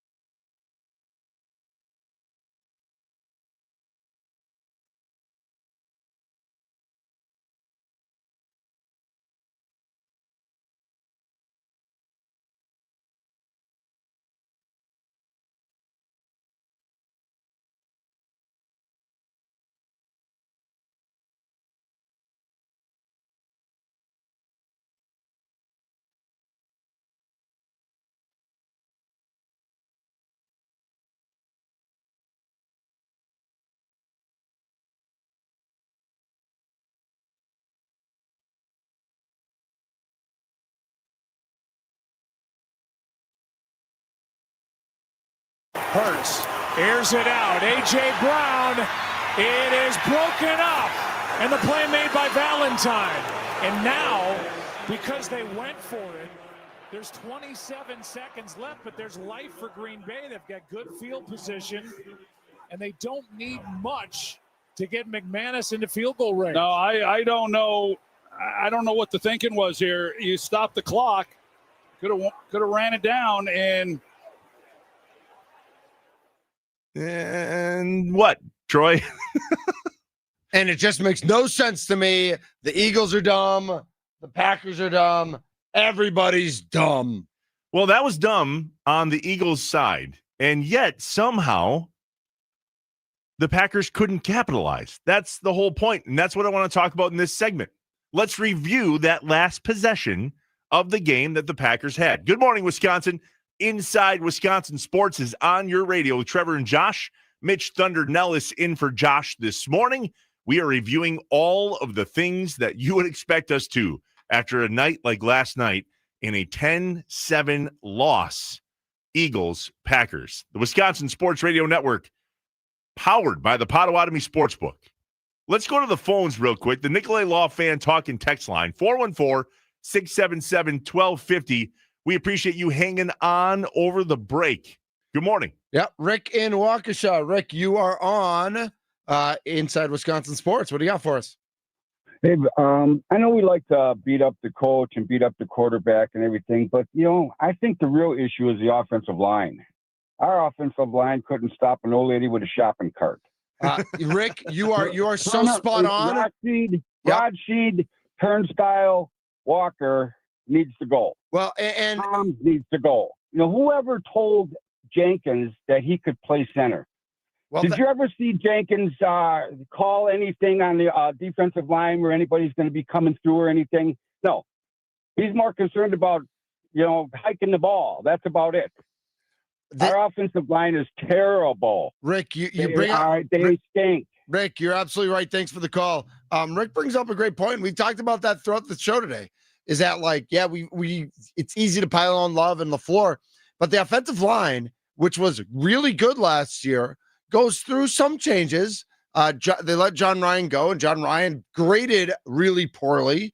But they move Elton Jenkins to center, and they bring in Aaron Banks, and Jordan Morgan has played lots of different positions. None of it's worked. I don't know if it's you need the same five guys playing and they learn each other, or guys have been set up to fail, or Jenkins doesn't have a new contract, and so he's mad, or Zach Tom got his new contract, and so it's not whatever's happening has not worked. And so Rick is spot on. If you're gonna have Jordan Love just be good and not be great, you need better wide receivers and you need a much better offensive line, and they have not had that to this point. Here's one from the 612. Sherman, McCarthy, now LaFleur. All three could get the Packers into the playoffs because of the talent of the team, but these coaches hindered the team to win Super Bowls. Bob Minneapolis. Okay.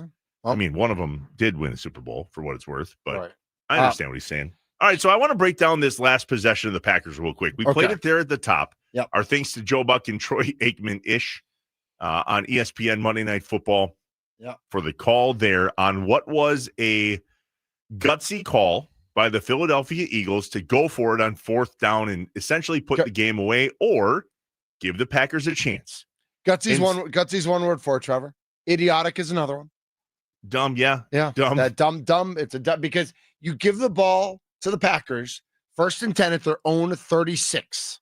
At their own 36 to get a 55-yard field goal means you need to get to the 38, means you need 14 plus 12. You need 26 yards, 25 yards, 20, 25, 26 yards, and you have a very makeable field goal.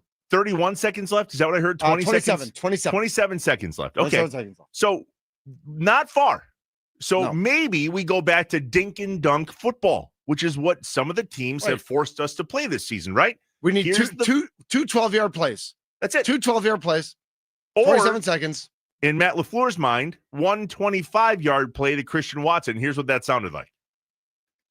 Pressure on Love, who airs it out for Watson. Incomplete, broken up, and well covered. So they go on to talk about how Watson was open if they would have led him to the sideline. And that was more of like, that was almost a 40-yard play. That wasn't even a 25-yard play. I think that was about a 40-yard play at that point. So my question is why, per the conversation, in that moment, are we chucking the ball that far down the field when all we need is a couple 12, 7, 9, 11-yard plays? So here's my question on that. Do you think LaFleur thinks that with 27 seconds left, they can take one shot, maybe get Philly thinking they're going to go dink and dunk and take that one shot and still have enough time to get those two 12-yard plays to get into field goal range? With no timeouts? That is my question, my friend. Yes. I don't think so. I think he was trying to get as far down the field as quickly as possible, and it didn't work out. So the very next play then was a reception from Bo Melton. Guess how far that was? Exactly what we were just talking about. Here's what that sounded like. Love fires. He's got his man. Catch made by Bo Melton. Game clock under 10. So game clock was under 10 at that point. They had to go spike it. So that was an 18-yard pass. That got to the Philadelphia 46. If you do that and they get the ball, they snap the ball with 6 seconds left. Those 7 seconds that they lost on the first play, if that play happens and they spike it with 13 seconds left, you have time for another 5, 6, 7-yard play. Bingo. As opposed to then having to go straight to the field goal. You're in my head, Thunder. That's exactly right. I knew I was in your. I knew if I worked hard enough, I knew I could just squirrel in that ear hole. That just got weird. That did not sound pleasurable whatsoever. No. Okay, so then what? Now we go and kick it, right? That's what we should do. We should definitely go and try to kick with Brandon McManus, who has never kicked a field goal this long in his life. Nope. Has proved to us that he does not have the leg to do so. Right now. Oh, I don't know. He's never kicked a field goal that long. No, ever. but I think I would say I would trust a healthy Brendan McManus to give you a good shot at hitting a 64-yarder. I don't know that he'd hit it for sure, but I'd give him, if he's healthy, and that's an if, because we still don't know that he's healthy. If he's healthy, I think Brandon McManus can hit a 64-yarder. Now, will he? Is he Cam Little? No, but I'd give him that opportunity. The problem is the guy riding the pine that's still on the 53 proved he can most likely do it. Yeah. Because he hit from 61? Yeah, he hit. And it was good from 71? Yes, it was, yes. Yeah. Okay. All right, but he's not in, even though he's still on the team. And I said to Schneidman yesterday, it wouldn't surprise me. Oh, I was right. It wouldn't surprise me if both kickers were up for tonight's game. This is yesterday. Yep. For situations just like this. And he said, if both kickers are up, yep, I'll buy you both dinner.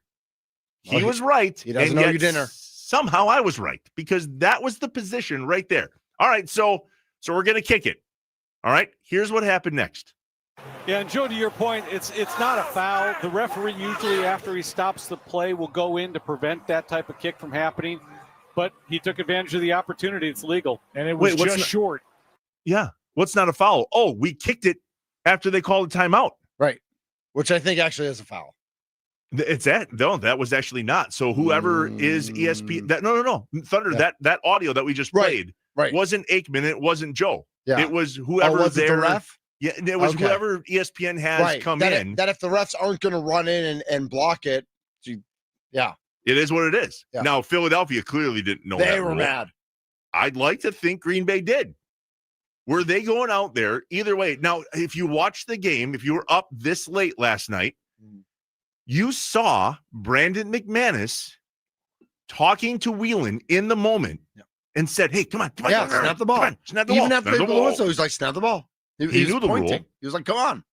And he wanted to get a shot at it to see if he could do it. Now, pause. That's arguable both ways. Yeah. Because if he's not healthy and you barely have the leg to get it done and you're practicing, does that not take gas out of the tank? I don't think so. I think it works the other way. I think it gives you, I think you want to see that kick. Like, I think he saw that he kicked it straight 64. He was short by like a yard or two. Yeah. which would lead me to believe as a kicker, and we can ask Mason about this afternoon. If you kick that and you're short by 2 yards and you kick it, I think I can make it. I think you give me another shot. I know what I need to do. I failed in the practice, but I know what I need.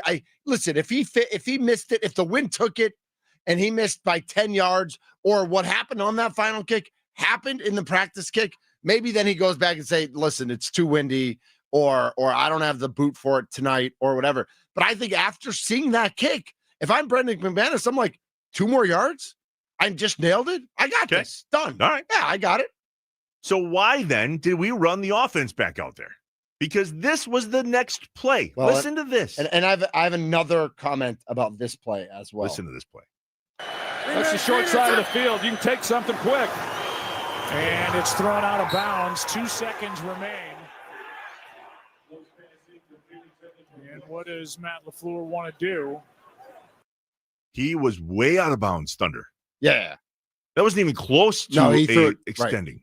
Well, and here's what I would say. And I don't know if there's time left on the clock after this happens, okay? He makes that play. But if you watch the play, if you slow-mo it, which I did last night, Wicks has press coverage. Right there, the cornerback was right on him. Bo Melton on the other end is wide open. The guy's 10 yards off. Could he have thrown it to Bo, run straight out of bounds with a second left, and gain 4 yards? I don't know if you can do that in 5 seconds. I don't know the answer to that. And it is on the far side of the field, not the short side of the field, the long side where the ball was placed. But I was wondering as I was watching, and I yelled as it was happening. I screamed. I was like, he's wide open up top. He's wide open up top. And then they threw it down, which leads me to believe like they were never, if Wicks was open, they would have thrown it to him for 2 yards. If he was covered, the play was to throw it straight out of bounds, keep that time on the clock. They never even looking up top. They never even looking the other way. We're all aware of how Matt LaFleur manages the game clock at the end of a game. Mm-hmm. If you don't know how he does, you're not watching. That's right. Exactly what we expected from Matt LaFleur at the end of that game, especially with no timeouts. Yep. That first play call, a deep ball to Christian Watson, completely screwed the Packers' chances to tie the game. Completely screwed it. And then Matt LaFleur was asked in the postgame, because we all know what happened next.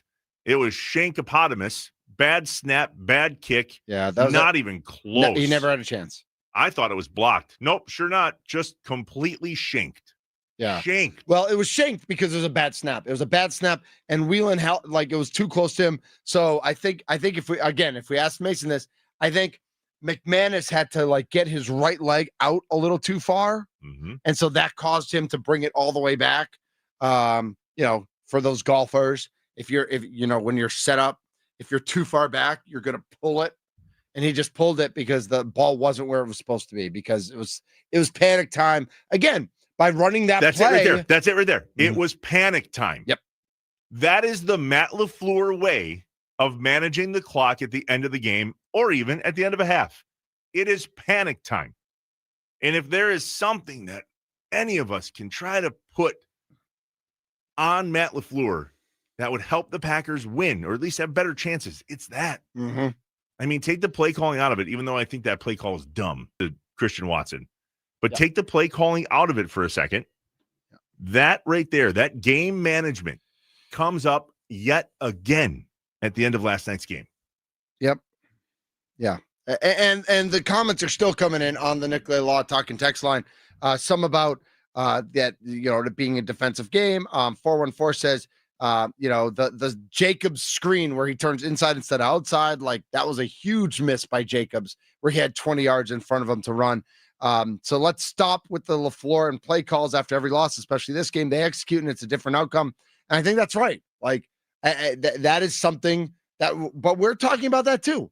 We're talking about the play calling, and we're talking about the execution. We're talking about the offensive line and the wide receivers and the quarterback and the coaching. It's none of it. It's not like any of these groups are where we think they should be.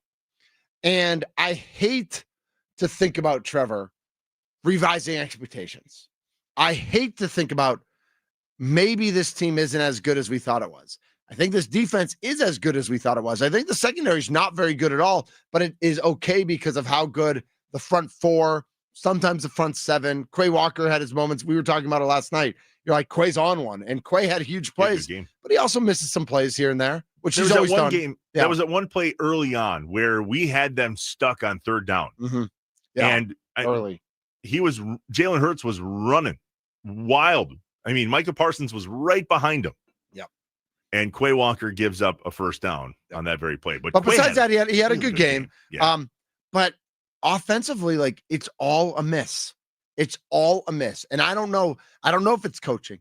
I don't know if it's personnel. I don't know if it's execution. It's all of it, right? It's all of it. Well, I don't know how to fix it, though. That's what bothers me is, like, if everything was going well, but the wide receivers were dropping passes, you could say the wide receivers got to catch the ball. You got to throw it to the guys who are going to catch the ball. And that's the end of the story. But it's not just that. It's Love making the wrong read. It's LaFleur with the wrong call. It's Jacobs with the wrong route. It's wide receivers dropping the ball. It's offensive lineman after offensive lineman making mistake after mistake after mistake, not providing the right run or pass protection. Like, it's all a miss right now. One more from the Nicolay Law fan Makes talk. me sad, Trevor. I'm a little sad. It's going to be okay. It's going to be okay. Is it, though? Like, it's not. This Packers No, season your sadness is going to be okay. I have no idea if the Packers are going to be okay. Yeah. I'm just saying you're going to be okay. Stupid It's like, it's okay, little buddy. Yeah. It's okay. All right. All right, one more from the Nicolay Law fan right. talking text line, 414-677-1250. Rhino does a great job of talking about what we just talked about. And this is kind of how I feel too. Mm-hmm. Execution is still a microcosm of coaching. Matt LaFleur has proven several times over that he is incapable of getting his team prepared for an opponent properly. I agree. So I agree, but even if that's the case, Jordan Love is still missing open receivers, and the offensive line is still missing assignments, and the receivers are still dropping passes. But why is that execution not there? And I think that's what Rhino is saying. The execution seems off. Yeah, because they're not ready. I don't know. That's plausible, though. It is, but wide receiver, like Jordan Love, like if there's an open receiver, like whatever your preparation is, like you got to see the field. Wide receivers got to catch the ball. Offensive linemen got to know their assignments. But the special teams needs to know their assignments. That's coaching. It's part of it's coaching and part of it's not. Part of it's execution. Listen, we talk about this in the NBA all the time. Like, you can think Doc Rivers is a bad coach, but if the players aren't executing what they're supposed to be doing, if they're not making shots, it doesn't really matter. Like, the players have to make the plays. We'll let Andy Herman tell us. He will tell Andy us Herman, everything. He will. We'll ask him this first. Yeah. Who is execution mostly on? The players or the play callers? And then we'll talk trust. And then we're going to talk about trust. We'll set it up the right way, the way we talked about it last hour, and we will talk trust. Andy Herman from the Pack a Day podcast is up next. Join us live on YouTube and Twitter at WI Sports Radio, or on YouTube, just click Inside Wisconsin Sports. Type that in. We'll pop right up. Andy Herman, the Pack a Day podcast. He's next on Inside Wisconsin Sports with Trevor and Josh. Mitch Thunder Nellis in for Josh this morning on the Wisconsin Sports Radio Network, powered by the Potawatomi Sportsbook.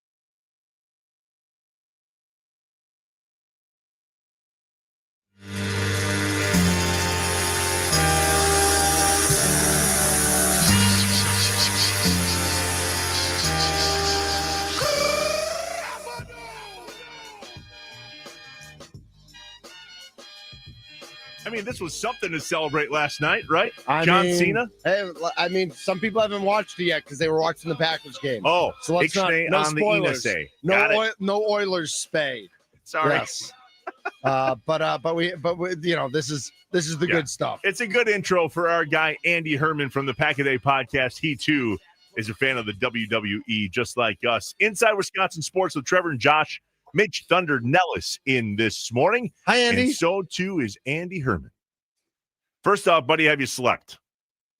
Shade under 3 hours. It's always 3 hours after a It's night. just a shade. It's 3 hours. I feel like You got to bed around 5:30. You woke up just a little bit ago to come see you guys. Well, that was so kind of you. We're grateful. And we have questions, so we hope you're ready. I'm ready. First things first, we came up with something a bit ago here that we're like, whoa. And it was, I'll give Thunder credit because I haven't thought that through. I will say this. There's a trust issue someplace, and Thunder may have nailed it. Okay. Does Jordan Love trust Matt LaFleur or does Matt LaFleur and or Christian Watson, as an example, trust Jordan Love? And First-time caller, long-time listener. I'll hang up and listen. Andy, here's where it came from. On that deep throw to Christian Watson in the first quarter, where Watson could have turned around and caught it, but instead played defense and it hit him in the helmet. My take on that was Christian Watson doesn't trust Jordan Love to put the ball where it's supposed to be. So he's not even looking back for the ball because he doesn't trust that it's in the right place. And he knows he has to play defense because of what happened last week in Carolina. And because every time he throws him that ball, it's just off a little bit. So if Christian Watson doesn't trust Jordan Love, does that mean Matt LaFleur doesn't trust Jordan Love? Or does Jordan Love not trust Matt LaFleur to make the right play call? Is there a trust issue with our Green Bay Packers? Did you get all that? I did. I think it's a fair question. Yeah. I'll start with the Christian Watson one. That's the easiest one. I think Christian very much trusts Jordan. I watching that play live in the stadium when the ball is in the air and I saw the trajectory of it from the press box, I thought, oh man, this is going to be picked and Christian's going to have to make a play on this ball. I saw the same thing he did. And like, again, when I started seeing people online, because again, you get the replay a little bit later, and when I see people online talking about like, why didn't he just jump and catch it? I'm like, what are you talking about? He of course had to play defense. And then you look at it on TV and you're like, yeah, why didn't he just jump and catch the ball? I don't know why I don't know what Christian saw in the play. All I know is, again, when I saw it live, I thought the exact same thing Christian did. I don't know if it got, kind of wind batted it down at the last second or what, but based on the trajectory I saw live, I'm like, yeah, this thing's getting picked and or Christian's going to have to bat it away. So I wish I had a better explanation for it. Certainly on the replay review on TV, it looks like, yeah, why are you not just turning around and catching it? I don't think there's a trust issue there, but I don't know. Christian would have to probably answer that a little bit better. I think my hunch is that Jordan still trusts Matt. I am more intrigued by does Matt trust Jordan fully, completely? Mm-hmm. What's weird to me though is it was not a question for me in the second half of 2023. It felt unequivocally like Matt decided to trust Jordan in that second half of 2023. I don't even think it was really a question in 2024, even though he was hurt. You could tell maybe there was a little bit more of, just like, hey, we don't want Jordan to do too much because he's obviously dealing with an injury sort of thing. But it has felt at times this year like either that Matt's just unwilling to open up the offense entirely, or there maybe is, or to me, I think it's probably just that things are going so poorly, and I think Matt's just been a little bit off, and I think Matt needs to do a better job with it than probably anything. I think probably the simplest explanation is that. But if there is one that I'm more curious on, it's does Matt truly trust Jordan to operate the offense in its fullest? All right, so my buddy Jason in the 920 texted me as you guys were talking about that very thing, and here's what he said. He said, I honestly think Love doesn't have the ability to change plays as he'd like to, per what you're saying, Andy. He says, I think after Rodgers, LaFleur handcuffed him so he doesn't get himself into a Rodgers situation again. Is that true? Well, we saw Jordan change multiple plays, but I think maybe where the difference comes in is it seemed like maybe Aaron had a lot more autonomy to almost go completely off script and do almost whatever, where it feels like Jordan maybe has two calls at the line and he can go from one to the other and can the first play and go to the second.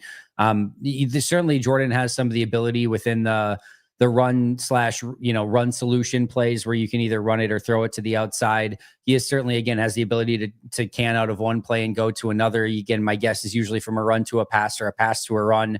Whether or not Jordan has the autonomy, and I don't think we've seen very many situations where all of a sudden they're lined up in like a, one of their shotgun inside zone run plays. And all of a sudden you see Jordan start doing a ton of audibles where all of a sudden the running back's going into motion into the right side and everyone's getting readjusted and we're going full Aaron Rodgers and Peyton Manning style here. It doesn't seem like he has that level of autonomy for better or worse, but he certainly does have some control at the line of scrimmage. How much that is, it's tougher to say, but it doesn't certainly feel like he has full autonomy for sure.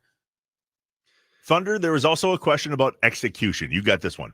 Oh, I get this one. Andy Herman joining us on the guest hotline powered by Gruber Law. One call, that's all. And actually, I have it's amazing because I have a comment on YouTube here from Alex that says execution is by definition on the players. The coaches can't execute; they're on the sidelines. Meanwhile, Bob in Minneapolis says a coach is responsible for the execution and the players who are starting. It is. Who does execution come down to? And is there a problem? We've been complaining about play calling and questioning Matt LaFleur, but then last night we saw numerous times where there's an open wide receiver, and is Jordan Love just not seeing the field? Is the execution? Does it come down to preparation? Does it come down to coaching? Does it come down, kind of? And then on the flip side, we're talking about the offensive line not executing all year.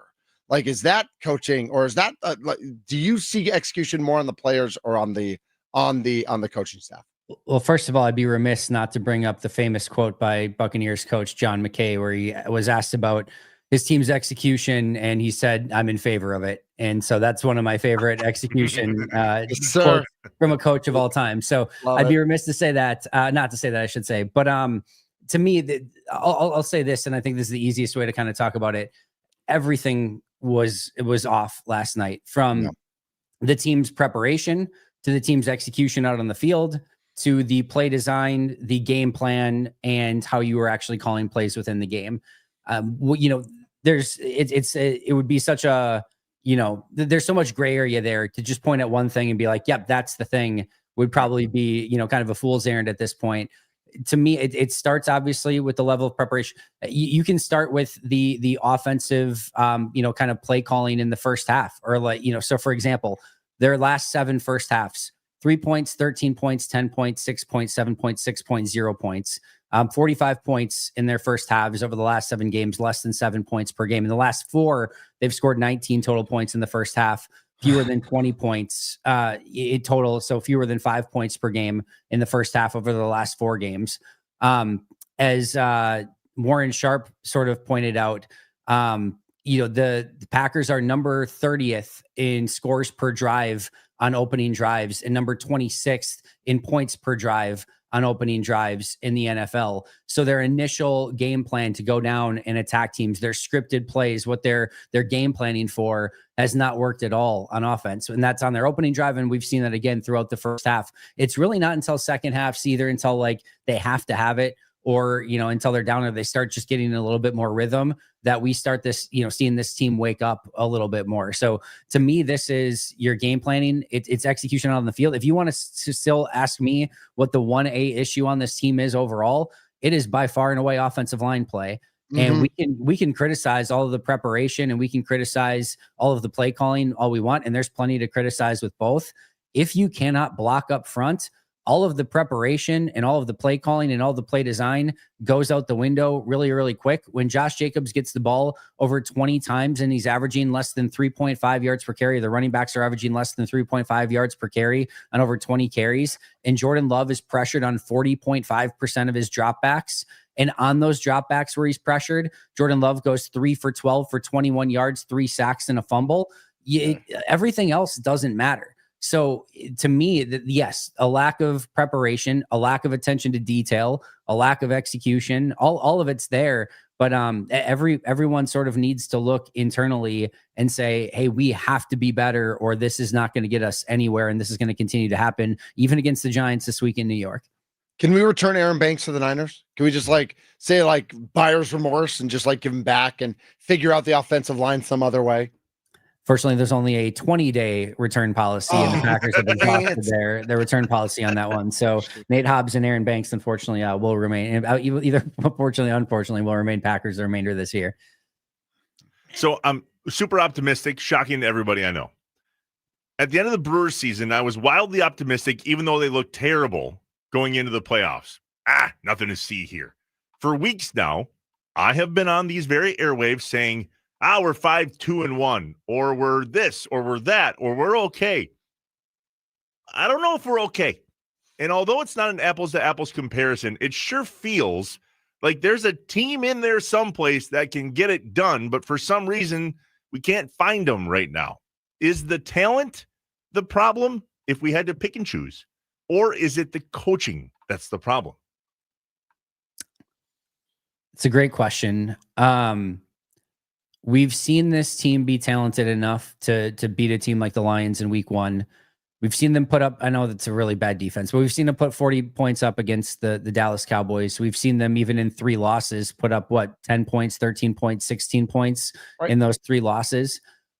It feels to me like they have not found a way to play complementary football. They continue to either lose or break even in the turnover battle. It's been extremely rare for them to actually go out and win the turnover battle, which has been such a key tenet of really this Packers team, but certainly in the Matt LaFleur era as well, is they almost always have won the turnover battle, and they're certainly not doing that right now.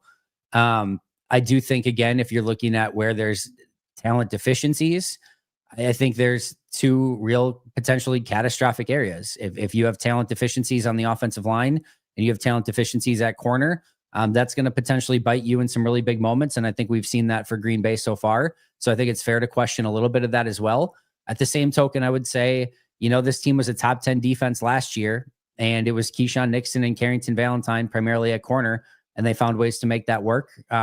Even against Philly in the playoff game, I know Carrington Valentine got dribbled like a basketball off the turf in that game against Dallas Goedert, but for the most part, Devontae Smith and A.J. Brown were not the players that gave you problems on the outside against the corners.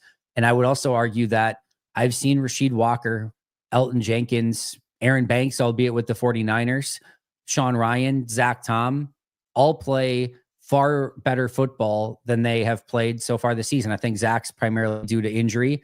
Maybe there's some of that with Aaron Banks going on as well. He's been consistently banged up. Whatever the case may be, I've seen all 5 of those offensive linemen play far better in their career than where they're playing right now. So it is also up to the coaching staff to get the best out of the players that you are given. And it doesn't necessarily feel like that's happening on, even on their areas where it maybe looks like they're a little deficient right now. Andy Herman joining us here on the Wisconsin Sports Radio Network. With all the negatives that we've been talking about, and we've gone through the offense, and basically there's no one not to blame on the offense. You mentioned it. They've given up 13 points a game in 3 losses, right? 10, 13, and 16. They've only scored 10 points in those. So the defense is doing something right. The defense is pretty good, if not better than pretty good. Do you see, is there a way that the defense can really pick up the mantle and carry this team in the second half?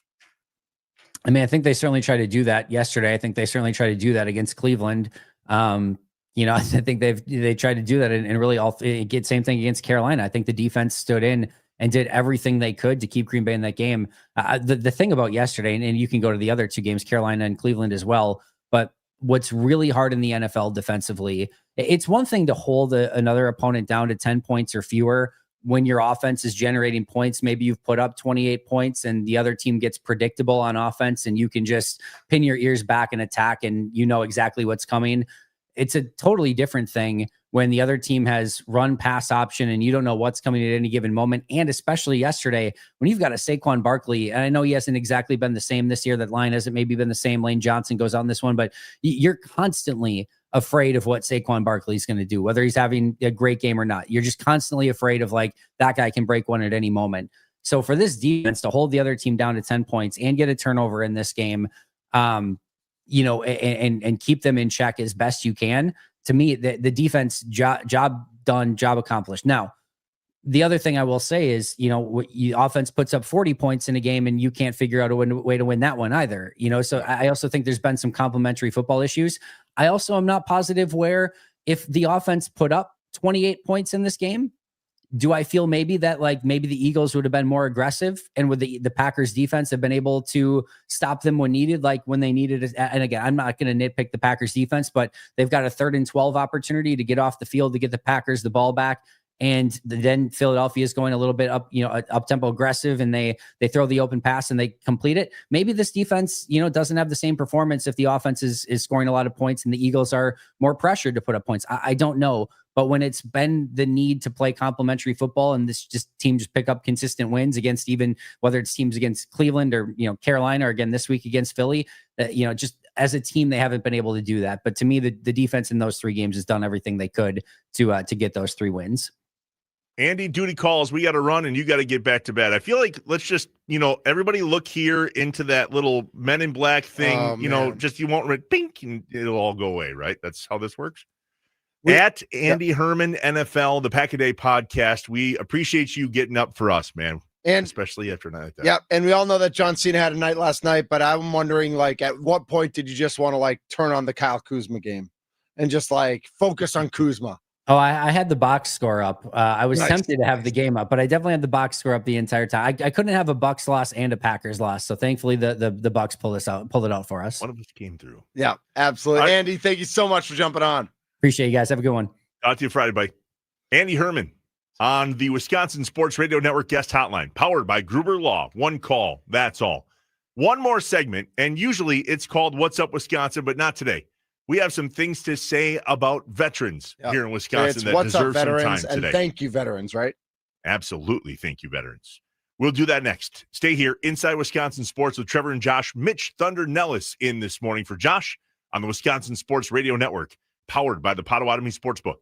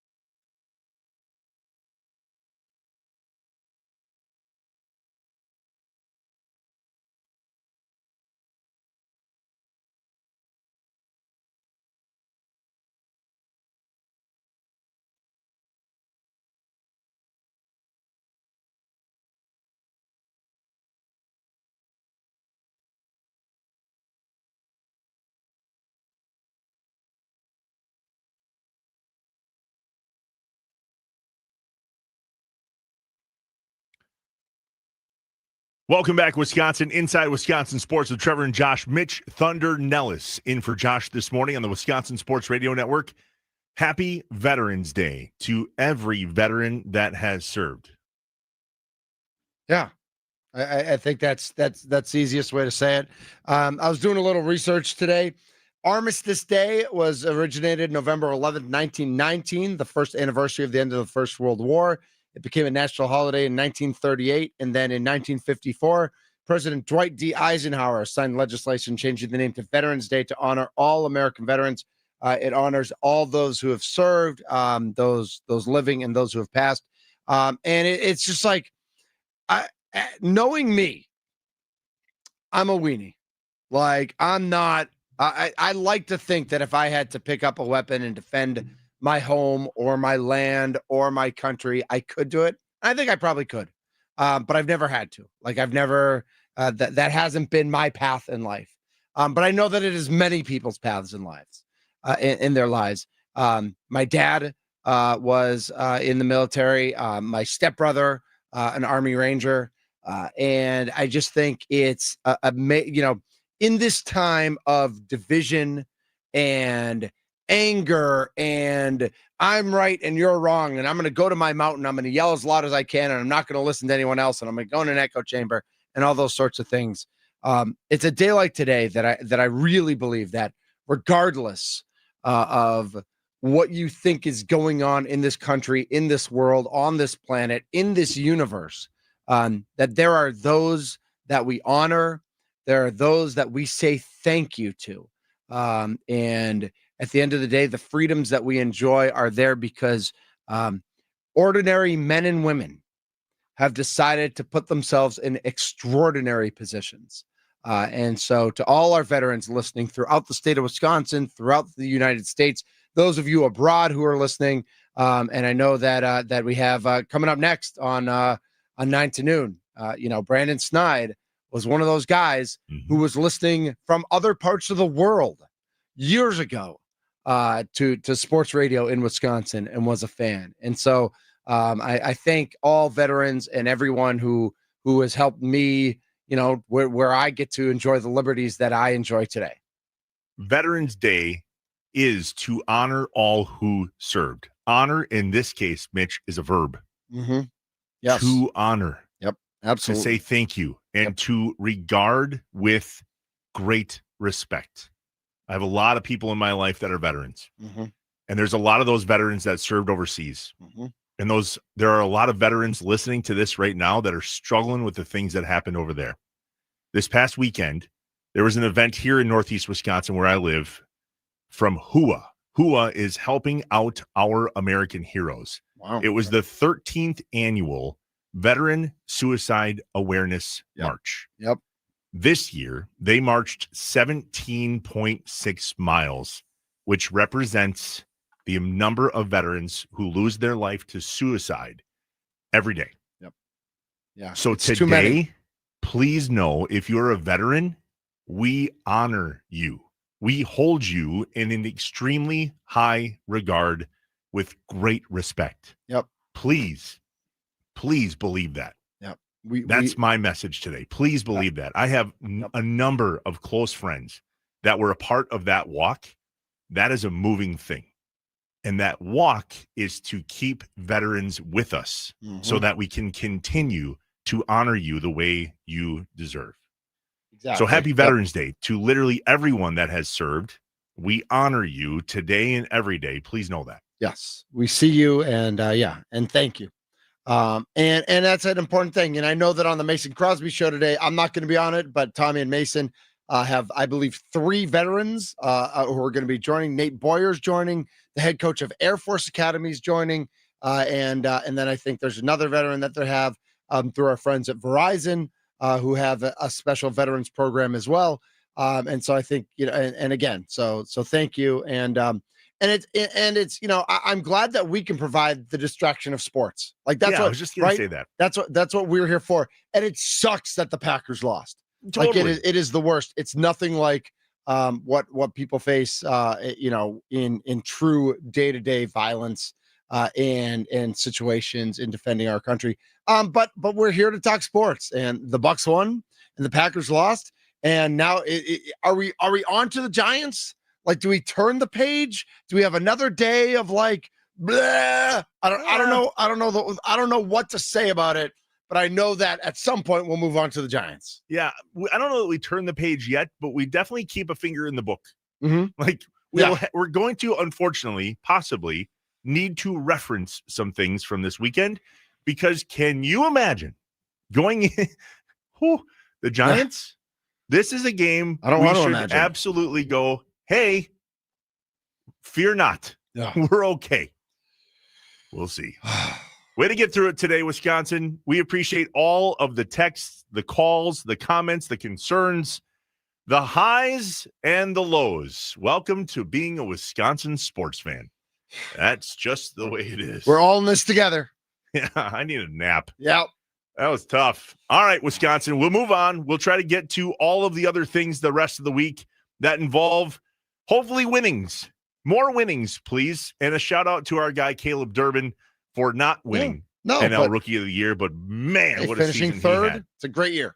Very, very grateful. All right, we will see you again tomorrow, Mitch, inside Wisconsin Sports with Trevor and Josh on the Wisconsin Sports Radio Network, powered by the Potawatomi Sportsbook. Because we're not done yet? That's it.